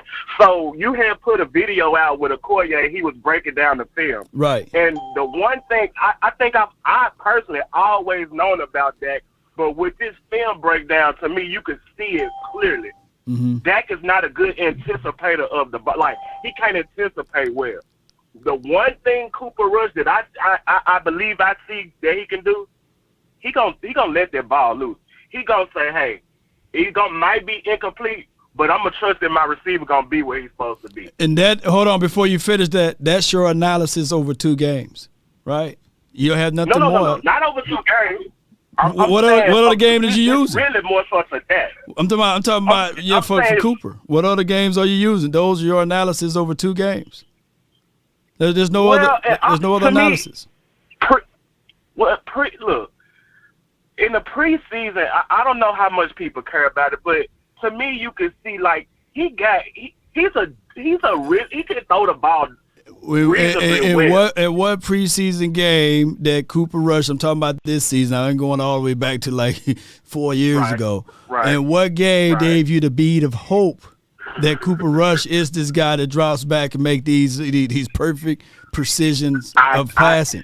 Even the 4th and 2 play, the ball was behind him. Noah Brown turned back and caught that ball. The ball was still behind him. Now you can anticipate, but come on. He had a man. He had a man right in his face. Rita was about to sack him, and he had to throw the ball like behind. And you had to. So even if we go back to last year, see, what we can't do is we can't put lipstick on a pig, and we can't discount what the previous quarterback did, and gloss over it because another quarterback did it. Remember, week 1 last year, you had Big Vita Vea in the face of Dak Prescott, and he climbed and he threw the ball to C.D. Lamb for that touchdown. Did you remember that? Yes, sir, I do. But look. On the open market, on the open market, you have 2 quarterbacks, Dak Prescott and Cooper Rush, and there are 31 other teams out there. Hold on. You got to listen to me. I'm just saying, on the open market, you got 31 other teams out there. Do you truly believe that 31 teams will pass on Dak Prescott, or will they pass on Cooper Rush based off of these last 2 games? I started this thing out saying that I think Dak is a better quarterback. But clearly, Cooper Rush was if we want to be real about this, on the open market, and a lot of these Cowboy supporters was saying, "Hey, Will Greer should be the backup." Like, if you go watch Will Greer, he couldn't make routine passes. Back to Dak. Look, Dak is better than Cooper Rush. I'm not saying that. I'm just saying, hey, if he keep winning games, you don't tell me it's easy to say, yeah, Dak, come on back in. Okay, Dak better win. If you're going to put him back in the game, he better win. You can have all that, his 37 touchdowns, you can have all that. He better win. It's a win-loss league. He better win. That's all I'm saying, Law. At the end of the day, yes, sir. And since 2016, name me 7 quarterbacks that got more wins than Rain Dakota Prescott. Oh my gosh. I'm just kidding. I'm just stating the facts. I'm just stating the facts. We ain't won no Super Bowl yet. So you trying to tell me that we have a more chance and a possibility to win the Super Bowl now with Cooper Rush versus Dak? This is what you're hedging your bet on. No, I'm saying, all I'm saying is if Cooper Rush is winning games, keep him in there. I'm not saying for the whole season. Just keep him in there until that hot hand turn cold. Oh, but and even if you say no, that I start as soon as he's healthy to play, I'm cool with that. But what I am. Well, hold on. Before I say this, so for those who didn't know, I said go with the hot hand. I said that. Okay. I said that last episode. Okay. I said if Cooper Rush, but it's still predicated upon how we win it. That's still if we win by 19 to 20, then you got to be like, man, come on, man. We seen Dak Prescott versus the Washington team and the Giants team destroy them. But if we barely winning, and it's talking about 19 to 20, we got to figure out ways to make sure you put your quarterback in at this point. But if we blowing out people, yeah, man, Dak, man, grab a seat, grab a cold one. You know, I would be bored team. Hey, man, Dak, man, we trying something right now. You know, we just grab a seat. That's my philosophy. I agree with you. I agree with you on that. I don't disagree with that. All I'm saying is, Dak, when you get back in the starting lineup, I remember what you looked like in Tampa Bay. Sir, you got to be better. The same could be said also of what the guy Aaron Rodgers looked like week 1. It's the same situation. If Aaron Rodgers, let me know if I'm lying. What did he look like week 1? Oh, it was trash. Did he make throws with anticipation? Oh, come on, come on. Dog. You got to answer my question. Yes or no? Did he make throws with anticipation? No, sir. All right, so I rest my case. So therefore, you have to wait and see how this day goes. I appreciate you for calling in. That's all I have to say. You know? Sir, Law. I appreciate you, How man. about those Cowboys, Law? How about them, baby? So that's what I'm saying. Like we can't set our whole foundation on week 1. We can't. I get it. Dak Prescott looked terrible. He's terrible week 1. Terrible. But you can't be knee-jerk reaction and be prisoners of the moment and say, hey, man, you know what? Man, forget this, man. We're going to just roll with that. Now, we do have a few games before Dak Prescott get back. And if Cooper Rush, this is my stance on it, if Cooper Rush looks phenomenal, like my guy, Coach AJ, he said, man, Law, man, I'm going to have to shank you with the butter knife. I said on the high end, Cooper Rush can be Kurt Warner. But on the low end, he could be Matt Flint. But if Cooper Rush on the high end, I'm talking about against the Giants, the Washington team, and whoever we play with, the third game from there, and if the score is like 40 to 20, or if it's 27 to maybe 13, 14, then shoot, you're going to have to rock with Cooper Rush and be the Rush ride over here. But you can't be idiotic to say, all right, hey, man, we barely winning these games, but just because we win it, we're going to roll with the backup quarterback. No, you're going to have to change some things around and get the quarterback in. That's the spot. That's just how it goes. All right, let me go to the next caller. My guy from the 562, Aaron. What's good, baby? Hello, can you hear me? Yeah, I can hear you, fam. Talk to me. Man, I don't know what old boy was smoking. I smoke some good shit, but he don't. Anyway, they talk about Dak. Look, Dak, when Dak first came in 2016, he lost the first game. It was against the Giants, a divisional team, right? Right. But didn't he go on an 8-game winning streak after that? He did, yeah. No, but they don't really count, though. They don't count no more. Right. That don't count, though. But you know what I'm saying? But Cooper Rush wins one game this season and already talk about replacing Dak. Let's see Cooper Rush go on an 8-game winning streak before Dak comes back. Yeah. But I don't see that happen. But here's my stance on this, and I think a lot of people, since time lapsed, they're not hearing what I'm saying. Like, in that year, I was banging on the table like, hey, man, I like Dak. I love Dak. I saw the stat that said there's never been a rookie quarterback to win a Super Bowl. I was like, man, just, at this point, bring in Tony Romo. Because I wanted him because he was healthy at that time and he was just right for the moment, and I just witnessed that. It's like it would have been a different story if I didn't witness that from what's that guy name that played down there in Denver? What's his name? Peyton Manning. Yeah. What's his name? Peyton Manning. I was banging on the table like, hey, that could be the Cowboys' Peyton Manning moment. We can ride off into the sunset.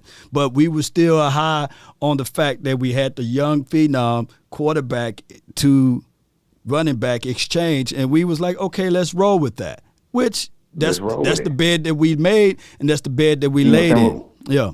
We went 13-3. But we went 13-3. Now, if Cooper Rush, because even though we won against the Cincinnati Bengals, hear me out, Cowboy Nation and everyone that's listening, it still wasn't polished to the kind of caliber of that run that we seen out of Dak Prescott in 2016. And it's still, even though if people want to go through anticipations of throws and things like that, I promise you, go back and look at that Steelers game. You go back and look at multiple games that Dak Prescott played in. There was a lot of anticipations of throws. But what people do is they have the reverse Mandela effect, and they would think that all that you see of Dak Prescott are the type of games that he had the week one or the games that we lose. People only remember the games that we lost versus the game that we won, and they listen to the pundits and the critics, and they take their words and they twist it, and now that becomes their truths. But the reality of it is that it's hard to find a quarterback that can win you games in your division, 26-6, whatever his record is. You don't have that. You don't have that naturally. But go ahead. It's hard to find a good quarterback, period. It's hard to find a good backup. So and when Cooper Rush puts up 40 on the Eagles, he's just a backup to me. He's just a backup. He's there to do his job to keep us afloat until Dak gets back. I don't care if Dak loses the first game he comes back. He's coming back from an injury. Let me see you come back after you sprain your ankle. You come back, you trying to dunk on somebody. You're scared to land on that ankle. Let me ask you this. Let's play devil's advocate. The Cincinnati Bengals 0-2. Right. Let's say it was the third game, and Cooper Rush played for them, right? And they won the game. Do you think that they would sit back and say, you know, Joe Burrows didn't really throw with anticipations. He really didn't hit those receivers because we got this tangible evidence just against this last team, right? No. Would the Bengals Nation be like, hey, man, let's put Cooper Rush head over this guy? You know, they wouldn't say that. No, they're going to be like, he did his job, kept us afloat until Joe Burrows come back. So why can't Cowboy Nation do the same thing? Cowboy Nation is filled with a whole bunch of crazy thoughts, baby. That's all I can say is, man. That's a lot of Cowboy Nation fans. They drunk on a lot of what ifs. Yeah. Oh my gosh. I'm like, bro. So look. So segue to this. The Eagles won because they played Kirk Cousins. We all know when Kirk Cousins plays under prime time lights, he doesn't perform. Yeah. And Dak beat him a couple times on prime times, and that goes to show. There goes to show. Yeah. So yeah. I don't have faith in the Eagles like that to dominate us. But they a little shaky. So we'll see when they play somebody good. If we can play time of possession of the ball when we play the Giants, keep Saquon on the side, we will definitely win this game. We're not gonna win by 31 points. This and that. No. Cooper Rush is going to do his job, score at least 17 points at that, and then hope the defense can hold up. If they utilize this right here, run the ball. If we run the ball more than we are throwing the ball, we win this game. If we utilize, we win this game. If we play the sound defense, and I truly believe our defense will be the defense that we all know that they will be, especially against a less inferior team like the Giants. I think that we will still get our total numbers. I think we will. Oh yeah. Well, at total, we will get them, but not. I don't think individually. Where it's going to be very balanced. He's probably going to get 60 or 80. Tony probably going to get about 50 or 80 yards, and then 80 on each side of the wide receiver. Tight ends, it's hit and miss with them. But that's the question I wanted to ask you. Is Big P? Is he our swing tackle? Jason Peters, you talking about him? Yeah.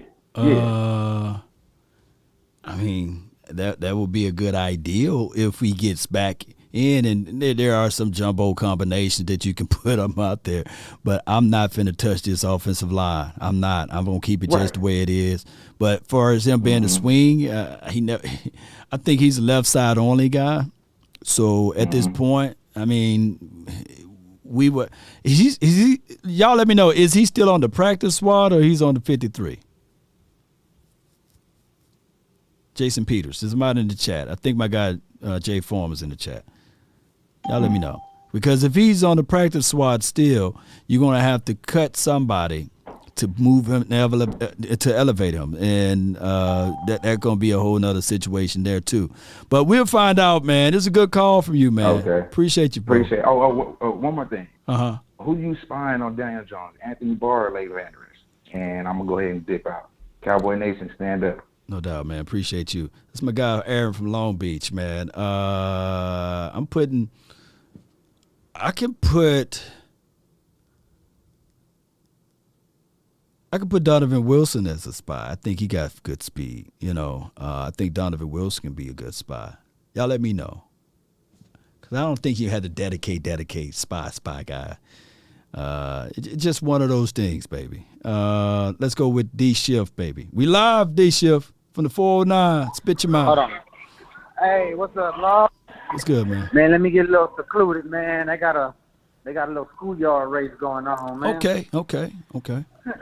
Shout out to you, Todd Sutton. Man. He said that he's still on the practice squad. So the Cowboys going to have to release somebody in order to elevate Jason Peters. So look for that to happen sometime in the next week or so. But go ahead, D. Shift. You laugh. Nah, yeah, man. Just real quick, Law. Did somebody predict 20-17? Because I know your boy predicted 20-16. Yeah, my guy Rollin Reviews and Monique, I believe both of them predicted 20-17. So they got lucky with that 2-point conversion, though. Yeah, the 2-point conversion. No, they saw the future, man. They supposed to send me the lottery tickets so I can really get me a suite somewhere up there, man. And I just be live in the suite. Nah, man. That's what's up, Law. Yeah. And I just, we got to just keep holding the boys accountable. You know what I mean? Right. I think when we got to bringing the pitchforks about them running the ball, I think we saw a change at least in that. I know the quarterback they had was limited, and the other caller, I know that's what he was basically trying to get down to. Kind of same thing. Like we understand Dak's a more talented quarterback than Cooper Rush, because Cooper Rush was out on the waiver wires and nobody picked him up. If he was that good, the Cowboys wouldn't put him out on the waiver wires. Right. Neck and shoulders. Will Greer and Cooper Rush was neck and shoulders. Like, if Will Greer would have, people fail to realize, if Will Greer would have played with that game plan, we probably still would have won that game, believe it or not. I mean, it's just a game plan, it's man. It's a game plan.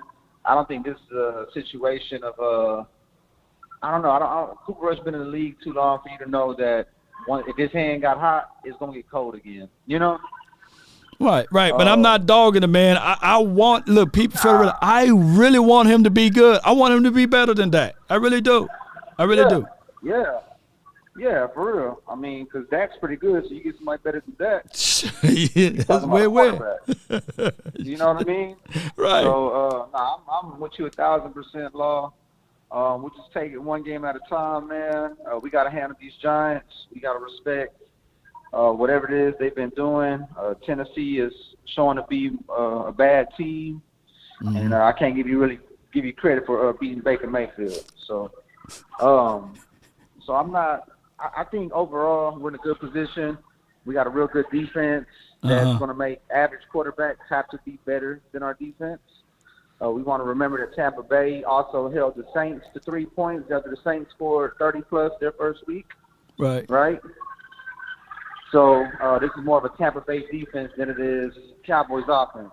This defense just do that sometimes, you know? Yeah.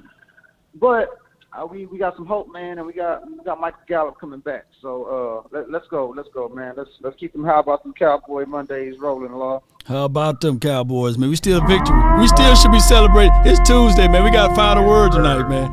Yes, indeed. I really don't want to get into Giants talk until Wednesday, but we it's kind of spills over, so that's the flow of it, really. We do the final recap tonight with my guys, and let's do this. The conference has been locked. Okay, and if you haven't called in before that time frame, shoo, you locked out. All right, 972, you live. Yellow.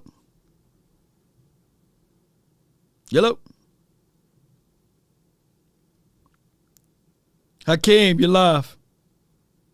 Yes, sir. All right, man. What's good with you, man? Talk to me, fam. Man, I watched the Eagles game last night, and they look just way more offensively sound than we do. They look way more offensively sound, and I think they're the best team in the division. Shannon Sharp is already calling them the best team in the whole entire league. Well, basically in the NFC. So, I mean, he's not far off. He's not far off. They overall rankings as far as points and scores and defense. They are ranking the overall team. It's been the number one overall team.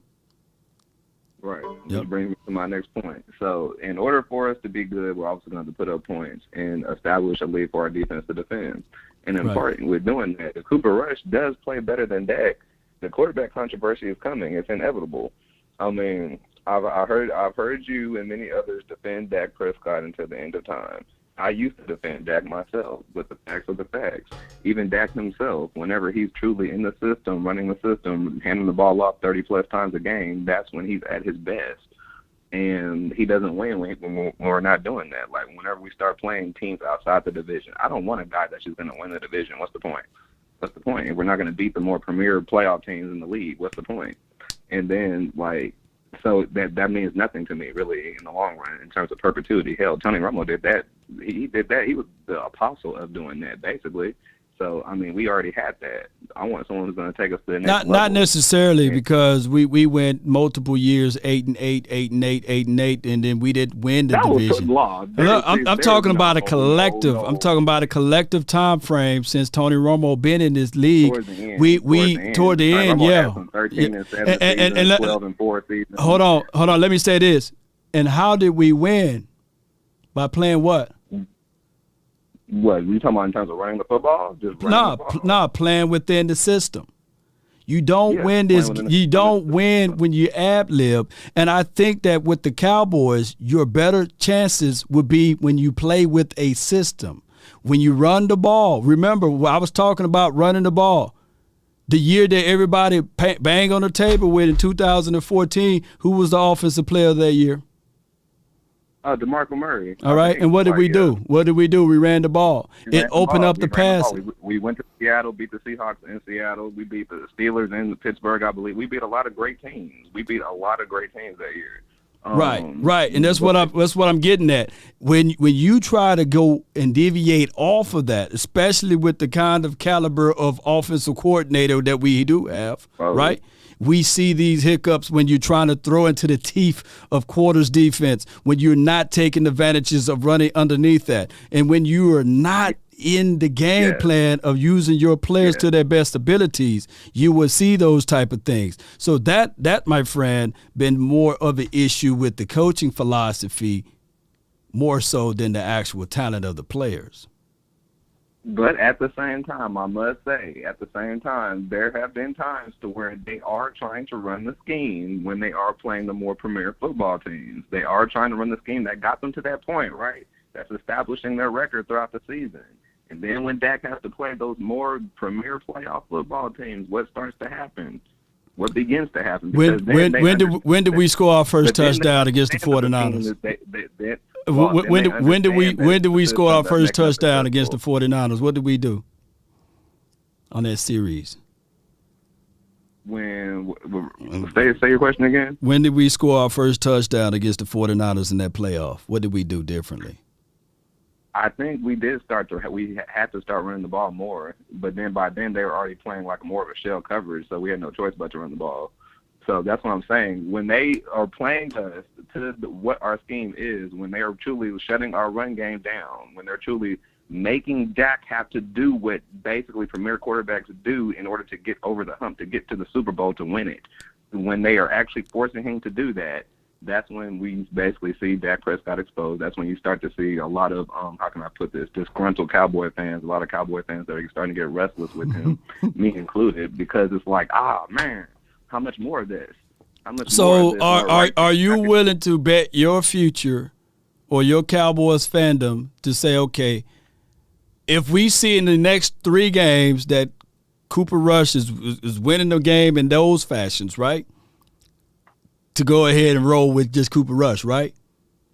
Because you believe. Say right now, Cooper Rush does get on a roll. I don't see why we should have to change that or stop that, because at the same time, we're going to get to see a different syllogism within the confinements of the system. That's basically what my thing is. Yeah. I think it was like 2 calls ago, what he alluded to. Cooper Rush does just let the ball go. He does just let it loose. Whenever he is confident that the play is there, whenever he feels like his receiver is in the right spot, he does just let it loose, and he does let it go. Threading the ball. Now, I want you to go back and look at some of those throws he did make, Law. Some of those throws were big boy NFL throws in tight windows across the middle. So let's not just act and what was his completion percentage? What was the completion percentage? What was the completion percentage? He was what?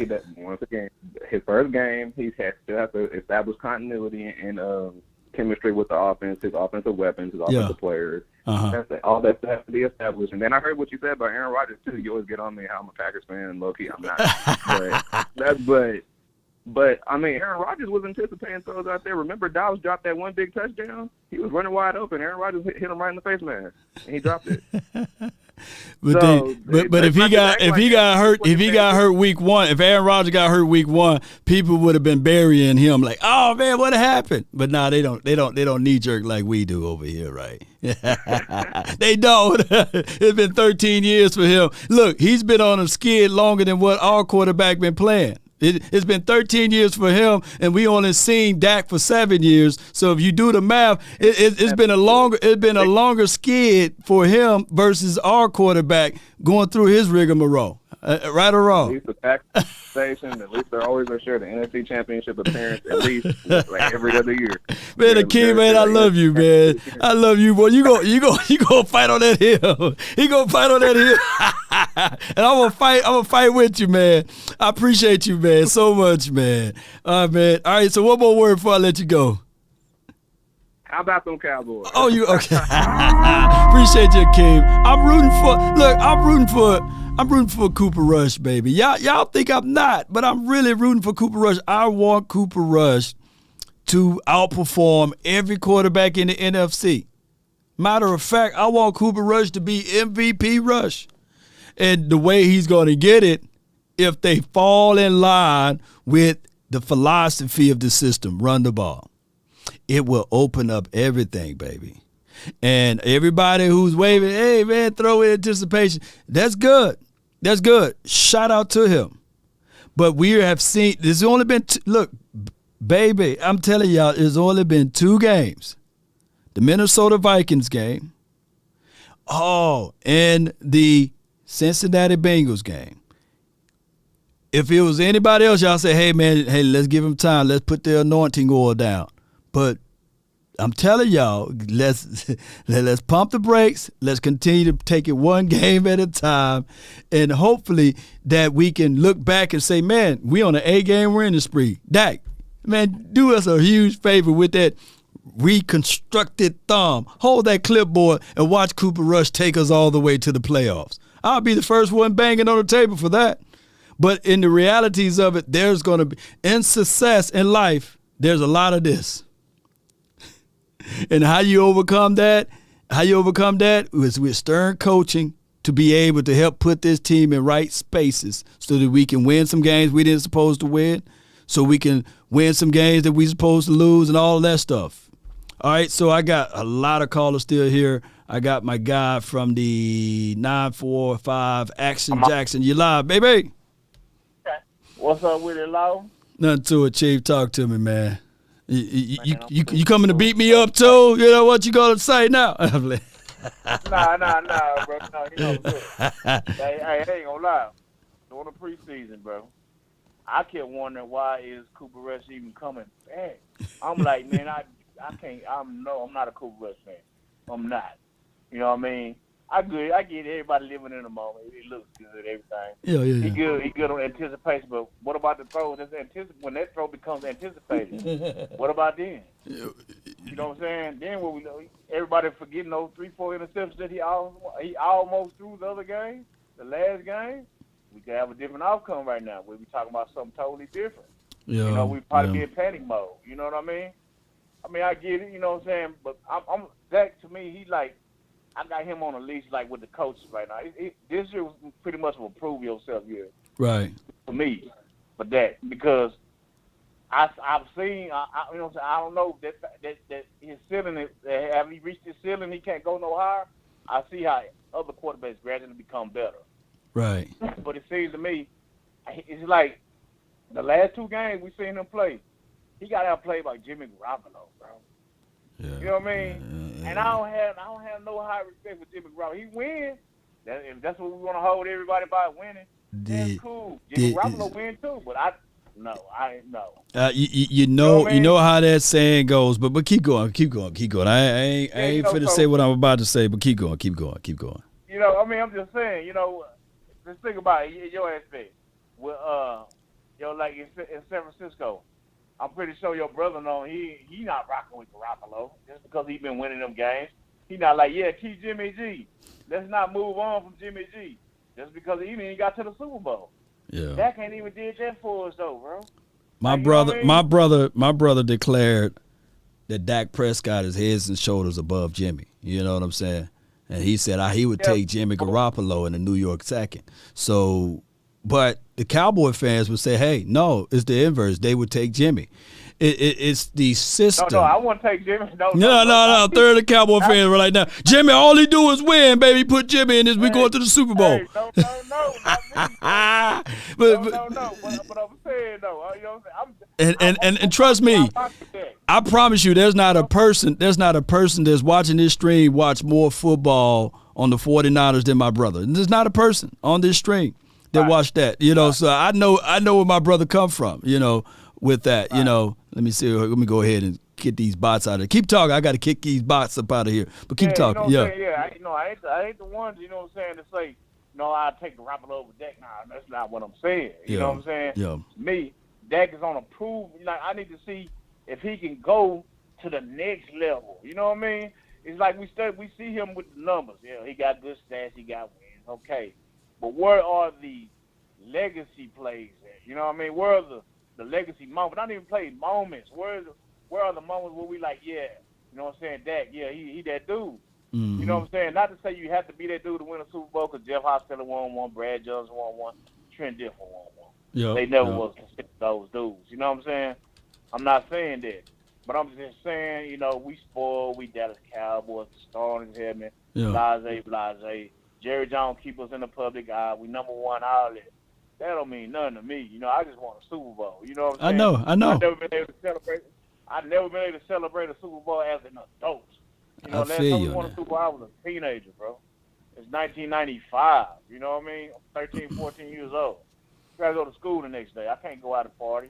Nothing like that. Well, that's the whole point of being DC for life and not being DC for 27, you know, or DC for 26. And I remember, man, back in 1983, John Elway drafted by the Broncos, right? all of this hot sauce and all of these hot moments, man, this dude can make every throw, right? He can splice it in between the field. Even if they had a charcuterie board, if the person holding up a charcuterie board, and he can still throw the ball and go through the charcuterie board and still to the hands of the receivers. That dude didn't win his first Super Bowl, and I'm not saying that Dak Prescott is John Elway. But the dude didn't win his first Super Bowl until 1997, 98, you know? 97, 98. He was drafted in 83, you know? But and guess what it took? how did he want it, too? What did they do in order for him to win it? Run. Yeah. Hey, that's how he won. Even Brett Favre and all of his sham that's going on right now, and everybody love Brett Favre. It's a shame that he got going on for the beautiful state of Mississippi. You know, yeah, man. He won the Super Bowl when they got to run the ball. Hey, yes, man, yes. That's what business. That is Yes, what indeed. business. Like, so, you know, I'm not, you know, I'm just saying, you know, I'm a Dak guy. I'm gonna rock with Dak to the end. But I'm just saying, bro, like you gotta. I need to see if you can go to the next level. You know what I mean? I know you win. I know he's winning, but he's not. You know, we one and done. You know what I mean? Like, just do me a huge favor, man. Look up his playoff numbers. Dak Prescott, he's 1-3 in the playoffs, right? Or was he 1-4? But he's 1-3.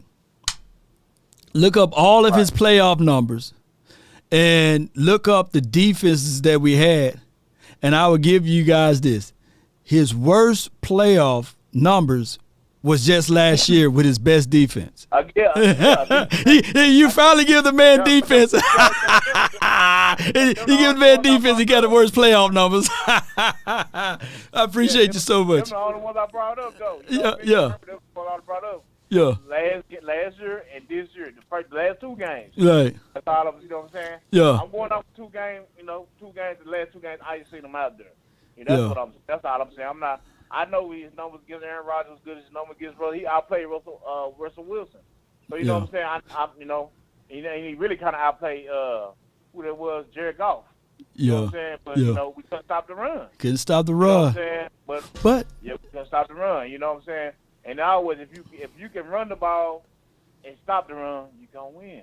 No doubt, man. I appreciate you, actually, man. Thank you for calling in, right, fam. Appreciate you, man. Yo, man, so it is what it is. All right, shout out to my guy, man. Look, I know he going to bring some sense to the table, man. I ain't talking about quarters and dimes, man. I'm talking about for your mind. And that is Coach Marv, man. You live. What's going on, man? How you doing? Nothing to This is. Man. You going to beat me up too, Coach? Today, you going to beat me up, Coach? Y'all for the listen, I hear all these calls about Dak going to the next level, and he can't. Listen to the statements of how people are talking. Now listen, and it's everybody. Man, Dak got to win. He got to win. And then when we talk about the loss, we say, well, we lost. But Dak win, we lost. It's all about if the quarterback wins. So I would assume to say this: Dan Marino was garbage. When you say that, no, he was well overrated. Dan Marino was Dan Fouts was well overrated. Yeah. Fran Tarkin, well overrated. Randall Cunningham, well overrated. They were garbage. They for what? What were they? They never took their team to another. They never won a Super Bowl. I keep trying to tell people it's a collective thing to win. Teams win Super Bowls, not individuals. Let's talk about Dak Prescott last game. Where you say, well, the first game we're gonna blame it this game. Historically, the most penalties in a playoff game in the history of football we had against San Francisco. Yeah. How do you overcome that? If you over 40 some yards. Oh my gosh, man. So listen, we talk about historic numbers. If you give that to any team, you give that to the great Joe Montana, he loses that game over 70% of the time. But we still saying quarterbacks win Super Bowl. This Cooper Rush thing, this crazy. It's crazy. If they go if he's out 6 games, they go 6-0, and the team plays well. They get special team touchdowns as well as he gets complete passes, and the team plays outstanding offensive, defensive, special teams. When Dak comes back, he needs to sit down. That's the hole we painted in, Coach. Man, we painted into that. When Dak comes back, he needs to sit down because teams win it. You got a better person to do. You cannot go into this thing about, well, you know, we're almost going to paint the picture that if they win, it's Cooper Rush won the game. That's the angle. Individualized, dog. It's the same thing I've been saying over and over again. I know it's good for conversation to individualize football, but when you start individualizing football to the point where you just start saying these guys won the game, and then when things go bad or something goes wrong, then we blame other guys, and then we go back when things go good, we say these guys won the game. The Cowboys individually will have to play better for them to win a lot of games. And I will say this about the Eagles. I love the Cowboys. Ain't nobody love the Cowboys. I don't feel like I love them just as much as everybody. I've been around since every one of their Super Bowl victories. And I don't fear anybody. But we better start respecting Philadelphia Eagles. Yeah. Because football tells me hey, and it's the whole division.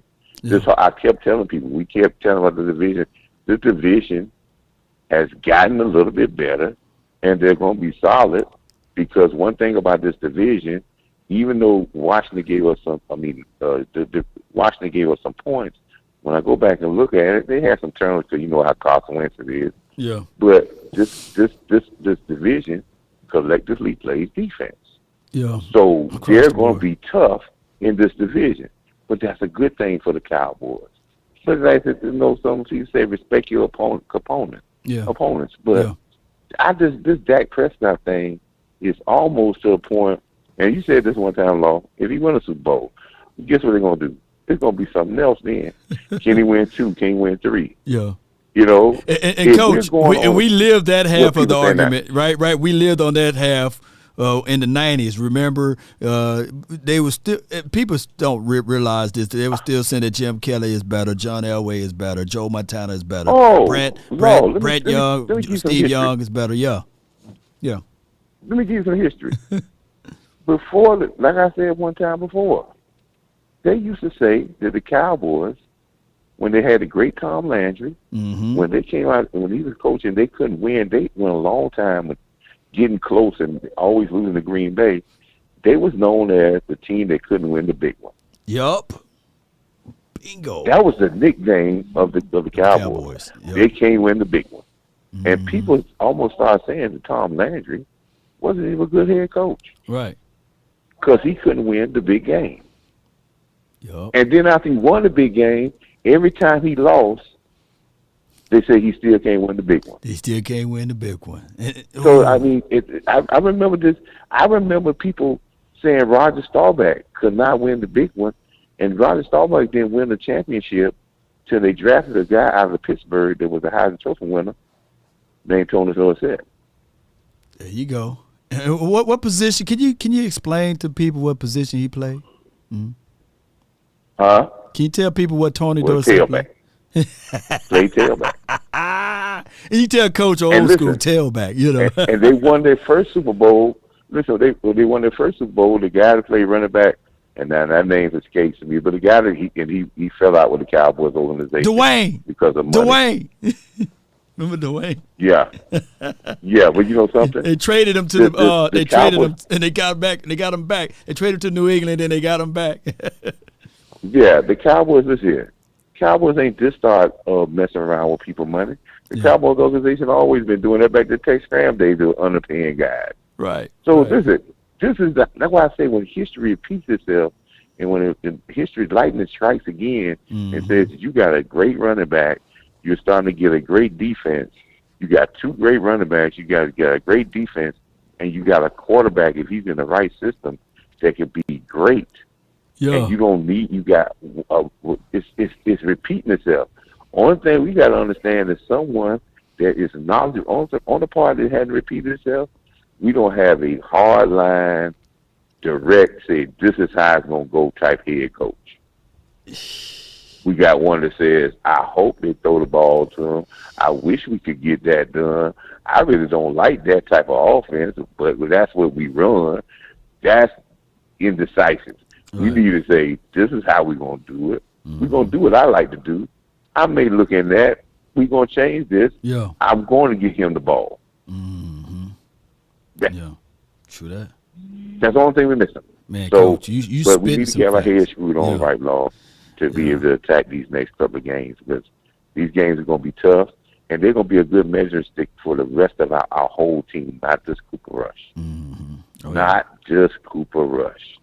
Can the collective of the whole sum of parts come together and play well enough that you don't even notice Cooper Rush? Y'all listen to Coach, man. I hope that they listen to what you had to say, and I hope that they contextualize everything that is the ultimate. Like the formula, look, this is the craziest thing, Coach, and it's not about Dak. The formula is still the same. Coach, can you please tell them what the Cowboys must do on the offensive side? The formula is for, listen, I always say the formula has always been for the Cowboys to control the game with the running game and strike big in the passing game. That's why I love Coach. Listen. Gosh. Listen. Woo. I'm not just saying we're going to be running crowds to death, but Dak should throw a touchdown for every 10 passes. Every 10 passes, he should throw a touchdown. Man. You have two running backs where you can be physical, and there's going to be some games that he's going to throw the ball, and he's going to throw the ball more than you're going to run the ball. Mm-hmm. But you always get back to where your source is of controlling, because now with a good defense, the time of possession is the most important thing. You don't have to score 40. You just have to be able to be consistent in your scoring, because that consistency tells you the other team is not going to score on random. Now, our defense is not the Chicago Bears defense where they're not going to give up any points. Right. But I don't think they're going to be a floodgate where teams are going to consistently drive down the field on them. Right. So the only thing you ask your offense to be 28 to 24 points on a consistent basis. 7 points a quarter.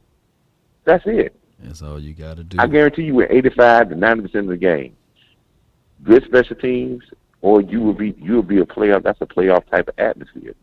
30 carries a game is 42-6 since 2016. That's you just said that. So if you even go back, if that next thing make you let you go back in the history of the Cowboys, Law, you probably be devastated by the numbers that you're going to come up with. If you go back farther than 2016, and you go back and say, well, let me take this back to the history of the Cowboys, you may run into something like 65 to 70%. Yes, indeed. I appreciate you so much, Coach. Thank you for calling in. Hey, man. Thank you. Law, man, I appreciate you, man. Let's just enjoy this, man, and just try to win games as a team. And Cowboy fans, let's stop trying to pick players. Let's talk about the team. The team wins.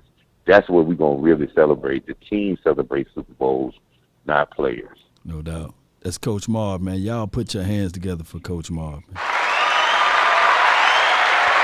Salute to Coach Marv. Yep, I've seen numerous people ask me to pull up the Detroit Lions overall ranking. They're 23rd, 24th in offense, 23rd in defense, 20th in special teams. They really, this year is nothing special. But shout out to the Lions. I can't wait to play them this season down the line. They do some good things that sporadically, but they are not the team that you can sit back and say, man, I'm in good or great deed of fear when you face the Lions. But shout out to them. They're 1-1. I don't know why you were asking me to pull up the Lions, but there go the Lions there.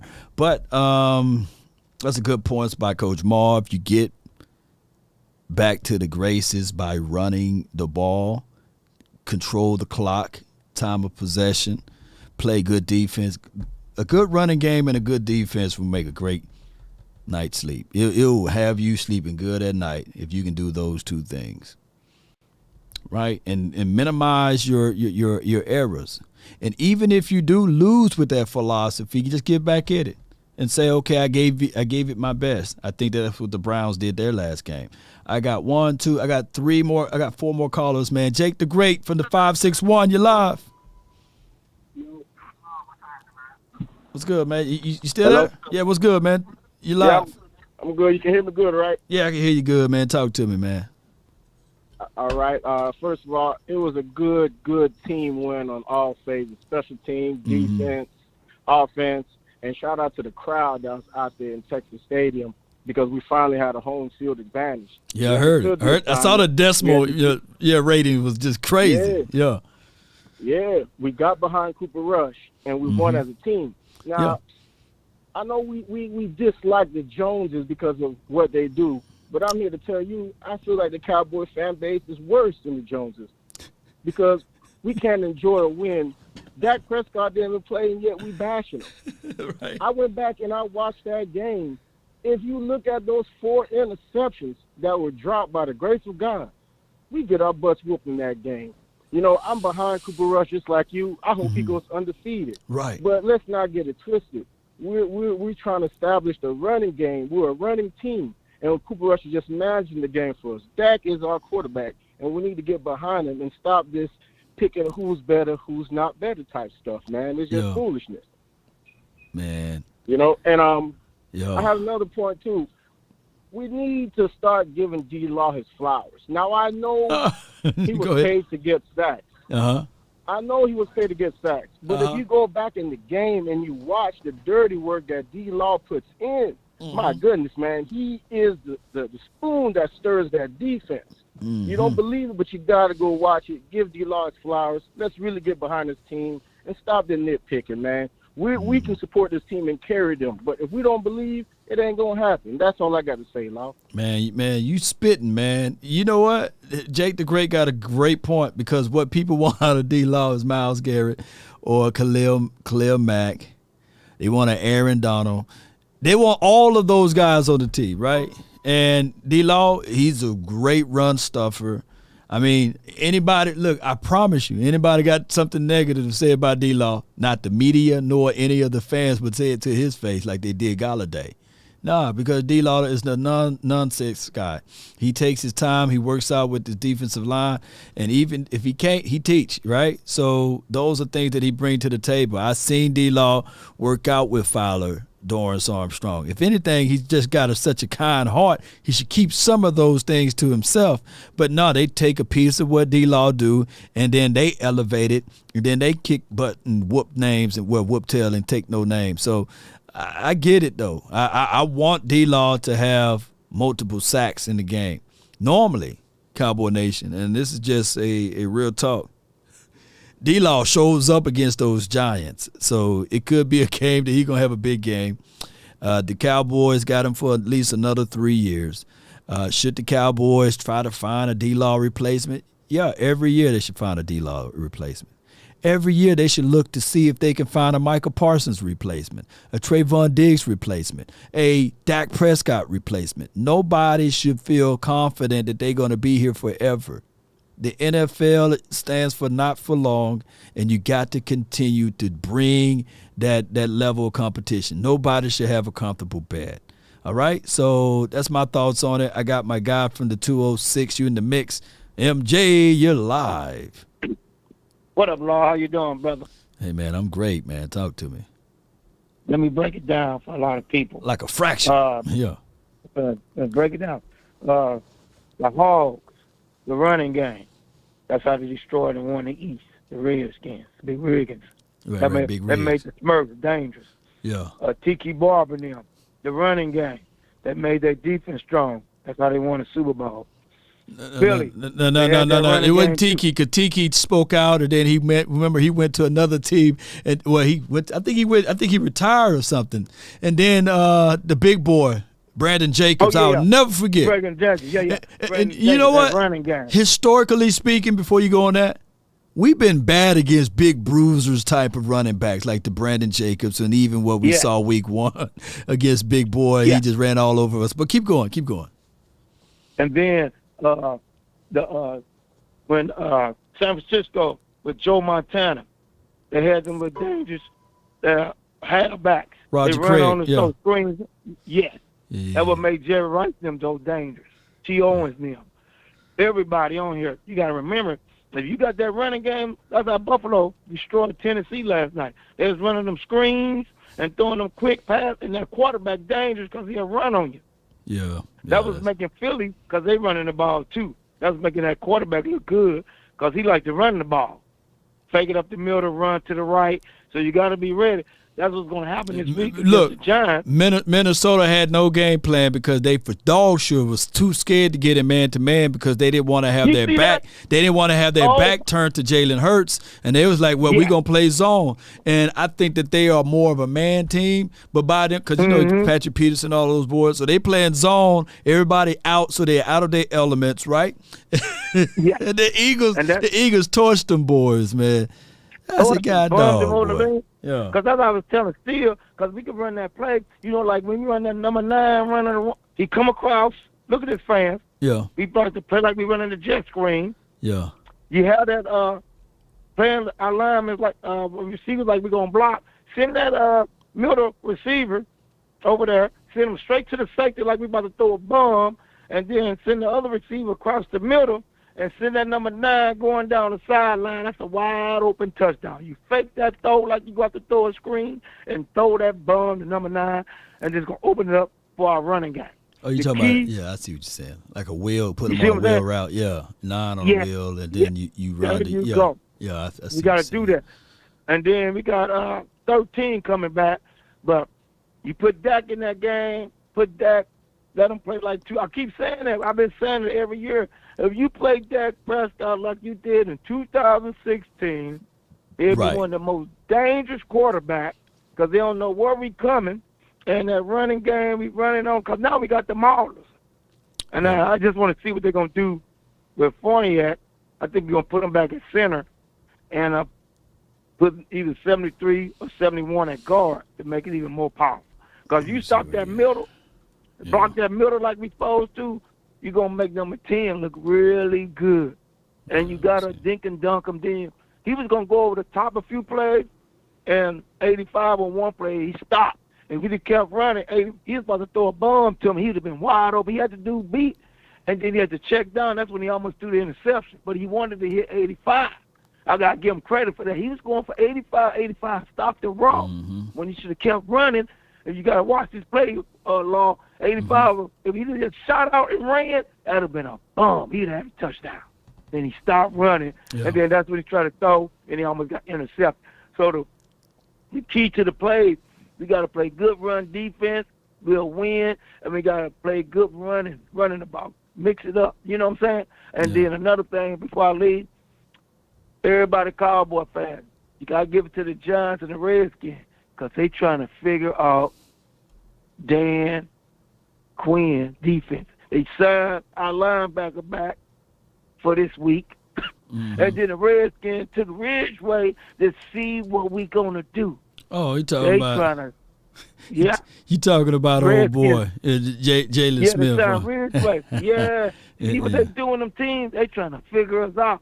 And I know Dan Quinn gonna change our finger cut might be rabbit, but now he might change it to Batman. You know what I'm saying? Batman to throw off Ridgeway and to throw off the Giants, because the Giants trying to pick up what we gonna try to do. That is brilliant, man. That's a good observation there, man. Appreciate you so much, MJ. And what I want to say, let's hit them like for D-Law. And how about them Cowboys? And let's take one game at a time. Let's run this ball. We run it, we win it. If we don't, like I say, we'll lose it. No doubt, man. That's my guy, MJ, baby. Y'all listen to that guy, man. MJ always hold it down. Y'all be sure to hit that like button and share this content. Because, he brought it up because I posted that video earlier about Jalen Smith, but let's listen to it right quick, man. Hey, what's up, man? This is Brother Sam, man. First time caller, my brother. Appreciate you for holding on and waiting for me. Absolutely, man. I mean, I've been a Dallas fan all my life, but it just seems like now is the time. About this Jalen Smith situation, though, I just feel like it was probably he was expendable at this point. Kept putting him in position to cover people that he couldn't cover.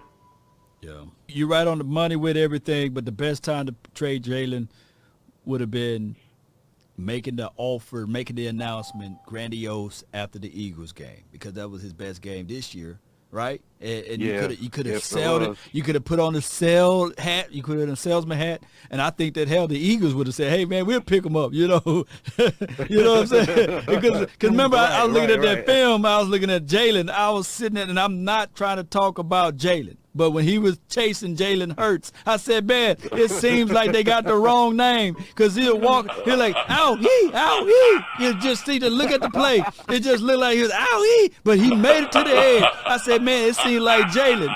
His last name should not be Smith. It should be Jalen Hurts, because he looked like he was hurting, chasing Jalen Hurts. You know what I'm saying? Ow-hee, you know.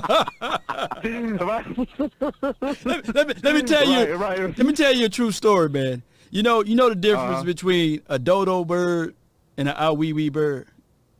No, sir. A dodo bird was a dumb bird that was like a buzzard. It would walk around and eat dead carcasses. It was a big bird. And it's just look it up, dodo bird. But an ow-wee-wee bird was a bird that flew high, but it had big nuts. And every time he landed, he go, ow-wee, ow-wee, ow-wee, ow-wee, ow-wee.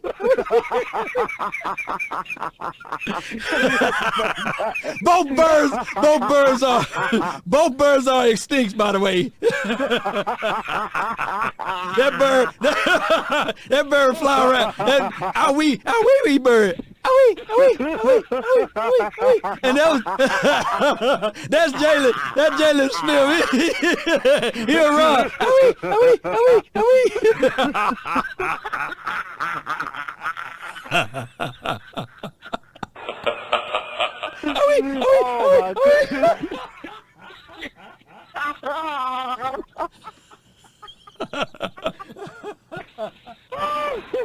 Look up that dodo bird. Look up the dodo bird. Then look up the ow-wee-wee bird. Ow-wee. That's all I can think of. And Jalen Smith running like ow-wee.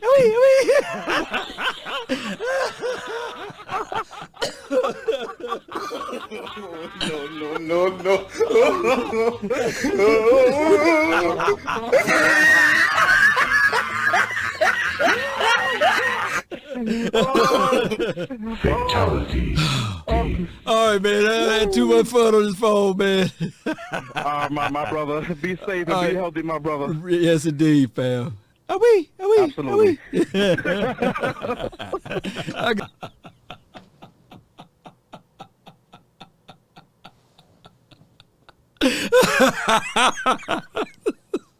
Oh my gosh.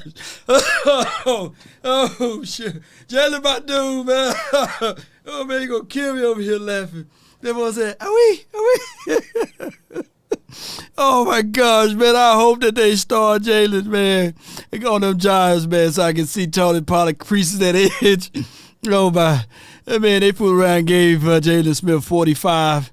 And y'all remember, he was playing for the Giants last year when we were playing him. And, hey, after we done scored or something, he didn't do the swipe. He did the Jalen swipe. Oh, my gosh, man. Oh, my gosh. Let me get myself together.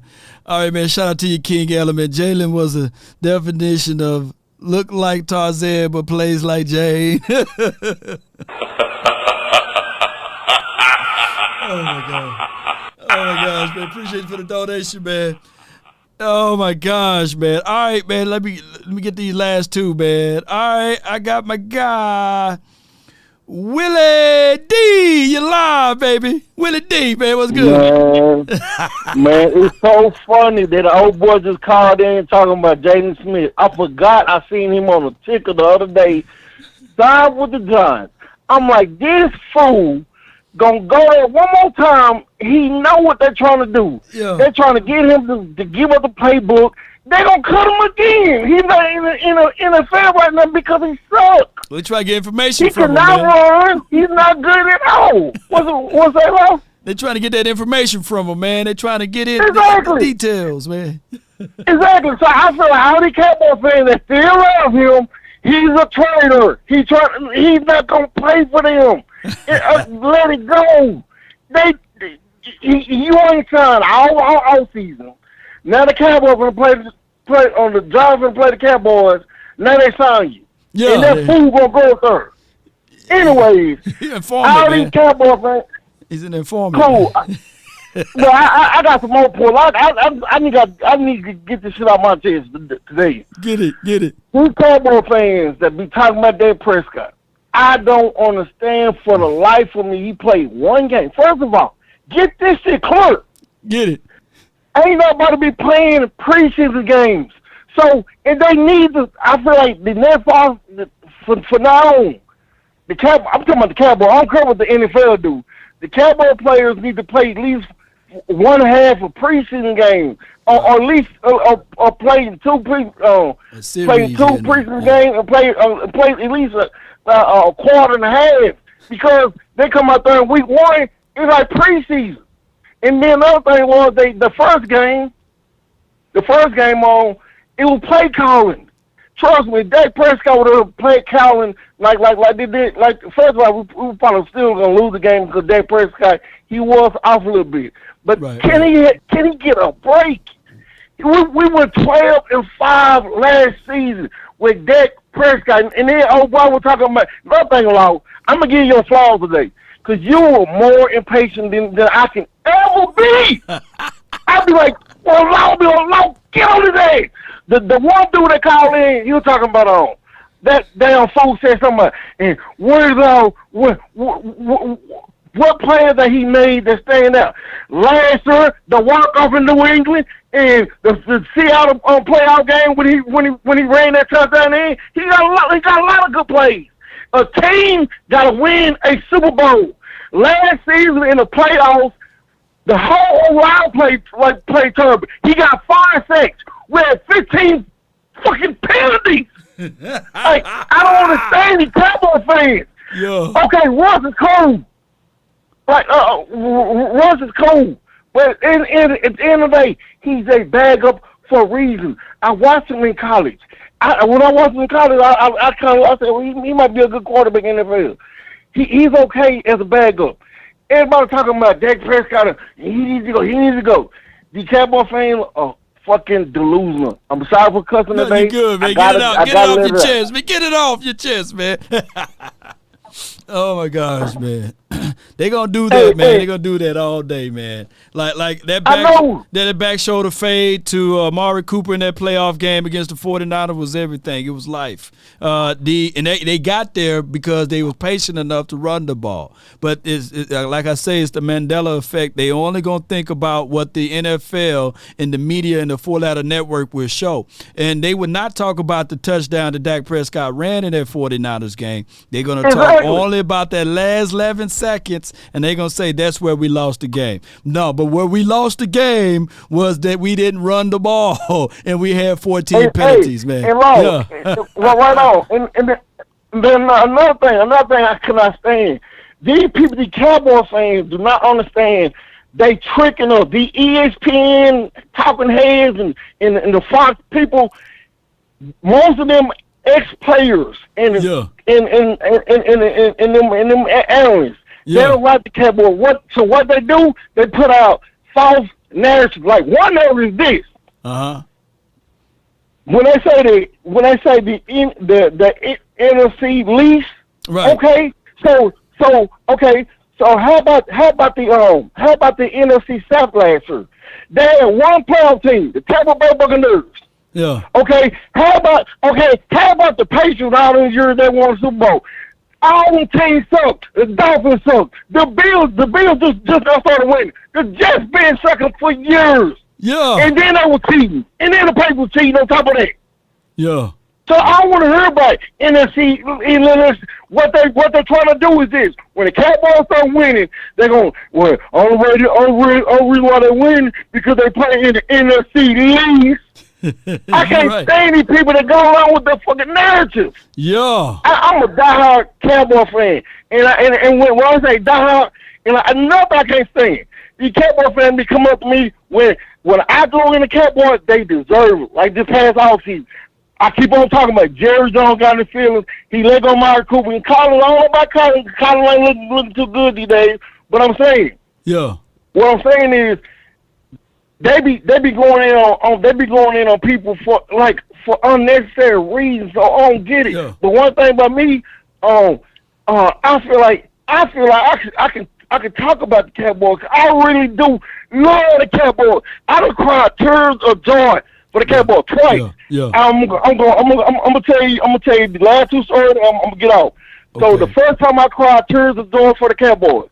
Can you remember that season when he fooled us? Jason Garrett, when he became the head coach, I think he sabotaged our head coach that season. The first game, it was at the end of the season. We were playing the Giants. Yeah. We were not gonna make the playoffs. We had a terrible season that year. This first game coaching on the road, Cowboys beat them boys. They beat the Giants by like 20 points. I'll never get it. It was a bag of cornerback play for I think from SMU. He's a bright skinned dude. He caught a pick six at the end of the game. Loud Nation. Mm-hmm. When I tell you, I was in my room sitting still in the chair, crying, tears of joy, like we're back. Yeah. We're back. We're back. And then the second time I damn near cry. I told my partner named Evan, me and him. So it was a game against the Saints back in 2014. Mm-hmm. That first half, when Murray got in the end zone, right? He started taking up the helmet. I said, me and my homeboy, we always say, me and my homeboy, we used to watch old tapes of the Cowboys I'm talking about 5 6 years ago. And what we would do was we will say it's time to get in a time machine. So we'll go back and watch the old Cowboy game for the 90s. Right. We had so much team back then. So my homeboy called me at halftime. We both said at the same time, man, that shit look like the 90s. He said, me and him both said, when Murray took off helmet, it's done up. Emmitt Smith, remember Emmitt Smith used to do that shit. Right. So I said, so what happened was the halftime. Another thing was me and my homeboy, we both agreed that was the best half the Cowboys have played in a long time. Everything they did was on point. I went to the den. I looked at my mama. I about to cry tears of joy, but what happened was my nephew came around the corner. He about 13, 14 years old at the time. He seen me. So what I did, I did one of these moves. I said, I heard it in. I told everybody, if somebody would have been calling me, I probably went viral. Because I was like, I'm about to cry tears of joy. I love these Cowboys. The Cowboys, the only thing they need to do is keep on playing defense and wait for our quarterback to come back. And we're going to be all right. No doubt, man. I'll let you go, man. I appreciate you, man. Appreciate you. It was 2010. I pulled up the record, man. It was 2010. I got it right here. It was against the New York Giants. The score was 33-20. Yeah. 33-20. Yeah. That was the game after Wade Phillip got fired against 45-7. Wade Phillip got fired, and this was Jason Garrett's first game. He put it was 33-20. John Kitna threw for 13 for 22 for 327 yards, 3 touchdowns and 1 INT. And Dez Bryant caught 3 receptions for 104 yards. He caught some plays on that one, and Felix Jones had 3 catches for 85 yards. So yeah, you're right. That was the 2010 game. And what cornerback caught that interception? I can't remember his name. The quarterback? It was like he was bright skinned. I think he was from SMU, probably Oklahoma State. He was like a bag of cornerback. He caught the interception at the end of the game. Ball? No, hell no. Bryce McCain? No, I think Brian McCain. Yeah, because we had 2 interceptions that game. I'm looking at the stats right now. Yeah. Okay. It was Brian McCann and A-Ball or whatever this guy name is. I think I don't know who if he light skinned. Both of them kind of light skinned. Ball too. But it was 2 interceptions that game. And then, Brian McCann, he took one back for 101 yards. Exactly. Yeah, I remember that game. Yeah. So I got the stat right here. I'm going to share it for everyone, man, so that they can be on the same wavelength you are in right now, bro. I appreciate you for calling in, man. Hey, man. Hey, Law. Nothing but love, man. Nothing but love. No, most certainly, man. Appreciate you, man. Salute. That's a good call for How about me? Yes, it did. All right, man. This is going to be the last caller. Then I'm going to go grab me something to eat, man. All right, 972. This is my guy, man. You live. ¿Cómo está mi jefe, Law? Yes, it did. Mira, te voy a decir la verdad, man. Yes. Hey, what's up, Law? What's up, man? I'm going to tell you straight up. Hey, Cowboys went out and did their thing, man. And I'm going to be under 2 minutes. I'll try to be because I know I got to go. Mm-hmm. So, I don't know if you could pull up the stat. I don't know how many times Cooper got touched this game. So, that's a big key. Okay. If you can keep Cooper upright and basically let him have time to develop those plays down the field and keep using Tony Pollard correctly, I think there's no reason why we couldn't go against any other team, especially these division games with Daniel Jones and Carson Wentz. I mean, come on. I mean, I'm not – hey, they might be a little bit better than Cooper Rush, but they're not all that better. Let's be honest there. Mm-hmm. And as far as that, I love the way we were all panicking about the left tackle position, but I think Tyler Smith has done a great job and basically being a foundation key of basically holding up. And, who would have thought for a rookie to do that? And maybe Xavier Jones and Stephen Jones drink something in the water to make these things come true. But, damn, how do they get lucky like this? Who knows? Who knows? That's all I have to say, Law. Yeah. I hope I hope the Cowboys don't change anything from this game fundamentally and basically keep on building on this identity and, keep on working. And Kellen, don't get cute. Keep on being who you are and run the ball, pass the ball. Be that fundamental. Yeah. Fundamental for sports, Peace, man. Law. Appreciate you, man. Good call from him, man. He waited about an hour to get that out, and I appreciate him. And, we were sacked only one time and lost 5 yards. I couldn't see the hits. So if somebody got those advanced analytics, man, let me know. I really appreciate you guys so much for this long episode. Let's go, Cowboy Nation. We're going to get on up out of here. But be sure to understand to hit that like button, share this content, let a friend or a neighbor know where to go when they want to tune in to Cowboy Sports Talk and beyond. I'm going to go grab me something to eat. Yes, somebody said Taco Tuesdays. Be sure to check out the Final Word tonight. We're going to be live there. We're going to be talking some good stuff, big game James style, and, of course, my guy, Boss Cowboy, and the OC. I hope they chopped up some film so we can go over that. And after I eat, I will be doing that film assessment. So it'll be another film review of Dante Fowler, Dorrance Armstrong, and my guy, DeMarcus Lawrence. It'll be that film session coming out soon. Really appreciate you guys so much. Let's continue to put things in right perspective. Shout out to my Facebook squad, too. Appreciate all what y'all do over there. Yeah, T, I didn't get a chance to hear you today. But if Gallup pull up against those good old Giants, we know what's going to happen. We know what's going to get down with it, right? Later, y'all. Yeah, appreciate you. Right now, they saying that this team is at the bottom. The Cowboys, from first to worst, and not even a third of the season is over with. I seen when people said last week that the season is over, and just in one game, they said, okay, we got hope. There's a possibility now, right? Just that quickly. I tell people, continue to rep silver and blue, DC for life. Not for the people that say it's been 27 years or 26 years or 20 years. They DC for 27. Just for 27 years. they DC as long as everything is rolling right with them. But when you say for life, it's like doing a life turn. We in this thing.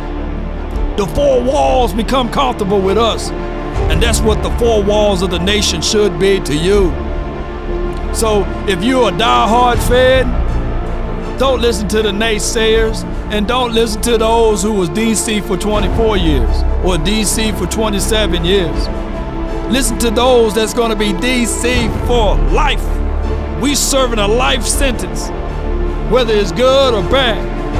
Just tell somebody to put some money on my books because they ain't finna shake me with this one. Cowboy Nation, I tell people this all the time. If you can keep your head when all about you are losing theirs and blaming it on you, if you can trust yourself when all men doubt you, but make allowance for their doubting too, if you can wait and not be tired by waiting or lied about, don't deal in lies, or hate it and yet give way to hate it, and yet don't look too good nor talk too wise. If you can think and not make thoughts your aim, if you can meet with triumph and disaster and treat those two imposters just the same. Let me say this again. If you can meet with triumph and disaster and treat those two imposters just the same. If you can bear to hear the truth you've said, twisted by knaves to make a trap for fools, or watch the things you gave your whole life for, your whole Dallas Cowboys love for, broken and stooped and built back up again with worn out tools.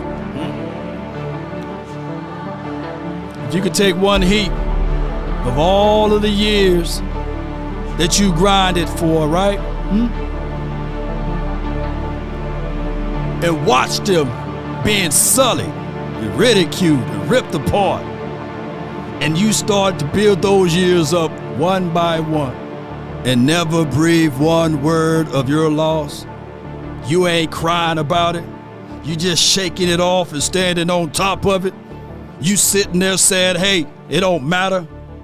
It's like water on a duck's back. I don't care about them over there. If you can walk with kings and presidents nor lose the common touch. If you can fill the unforgiven minute with 60 seconds worth of distance run, you, my friend, has unlocked the true meaning of what it takes to be a champion, a man. But most importantly, you have became a true man. You don't have to like what I'm saying today, but I come here to tell you guys right now, let those who have ears hear. You know the most unique thing about it?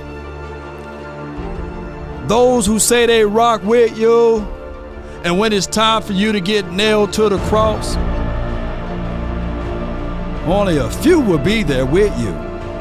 I recall a storyline of a man that fed over 2,000 people, made the blind see, the lame walk, and none of them was there when he was there at the cross.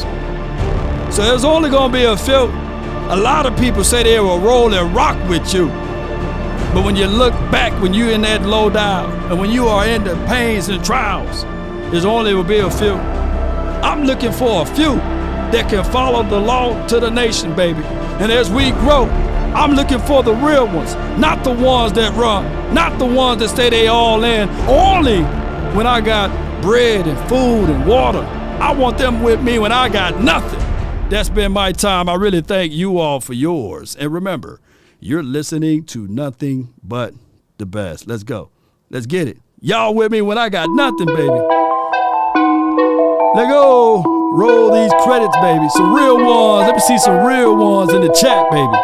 Let's go. Some of y'all only rolling when I got fish and bread.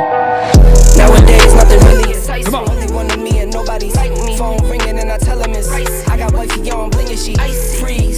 Photo. Some of them are only with us when we with it. Some of them are only with us when we on the top. Where are you when we at the bottom, baby? Huh?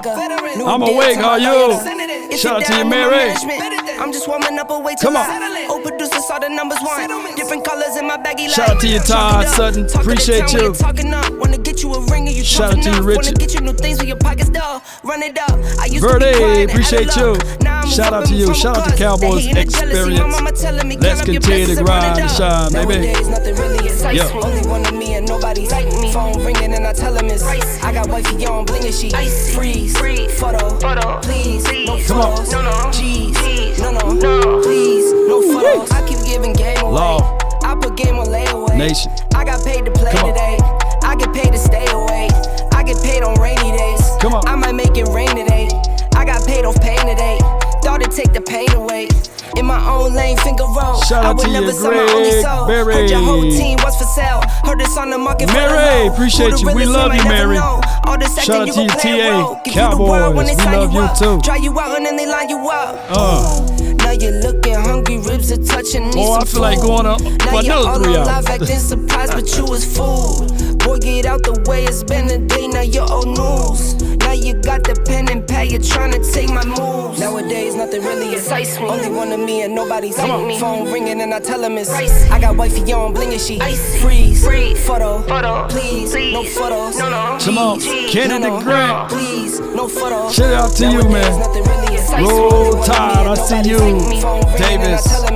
I got wifey on bling and she freeze. Photo. Lisa, appreciate you. One love to you, Lisa. Let's go. I can't wait to see you at the next Cowboys Experience, Lisa. Let's go. Let's continue to grind to shine. Let's slow it down just a little bit. Come on. Shout out to you, Sadiq. Let me see some blue hearts. Y'all follow Sadiq's groove right there with the blue hearts. I love to see the blue hearts in the chat.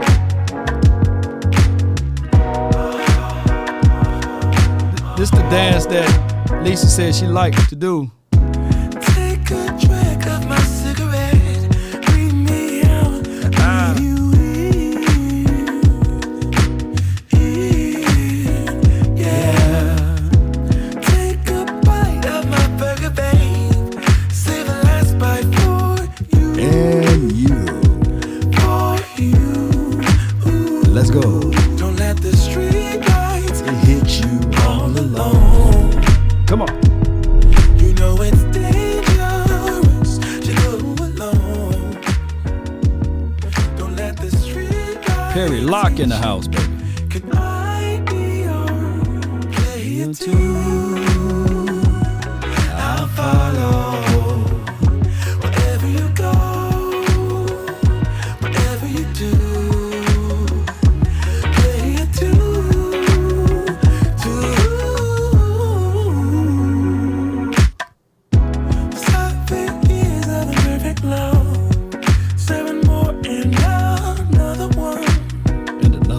Shout out to you, Scorpio.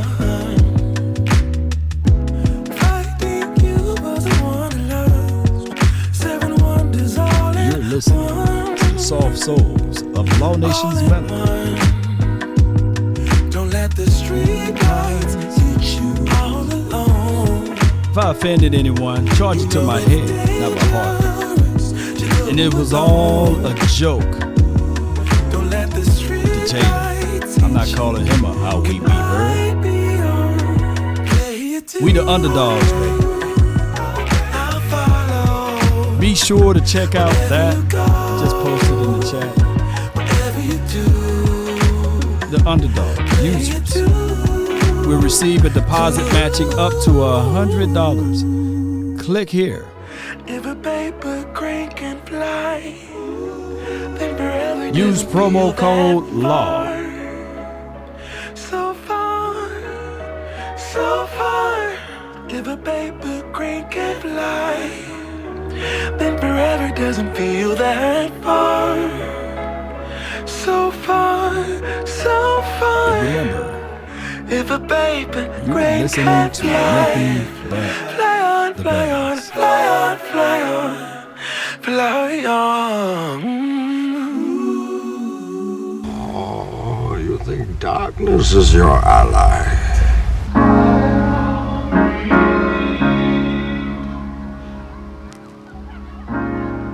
You have to be your biggest fan. And tough and they're really rough and nothing's working, but there's something inside of you that says, I just have to follow that. Because you don't know who you're going to meet, who you're going to meet, who you're going to meet.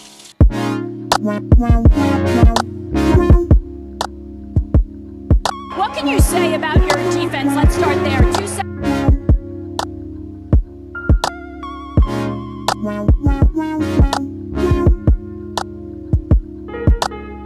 What can you say about your defense? Let's start there. 2 sacks by you, shredding the double teams, 7 sacks total. What was the key to getting it done against the Bengals there? I mean, we had to be relentless today. I mean, knowing Dak's down, all the injuries, we really had to step as a defense. We're owning in on this year defense mentality. We got to be relentless, hard work, and a bunch of bad you know what I'm saying? So that's been the mentality. Oh, man, Cooper Rush did a great job. I believe in Coop. Like I said last year, he stepped in big for us last year against Minnesota, and he did it again. It just goes to his preparation, next man mentality, and everything that he stands for, man. I'm super happy for him. What do you say to Cowboy Nation, who after starting 0-1, losing Dak, was like, I don't know what's going to happen with the Cowboys. What do you have to say to them? I said, if you don't believe in us, we're going to fight. That's all I believe in. We're going to fight back against the wall. Nobody believes in us, but we're going to believe in each other in this locker room. Don't give up on us yet. We got the rest of the season, baby. Great job today. Thanks. What can you say about your defense? Let's start there. 2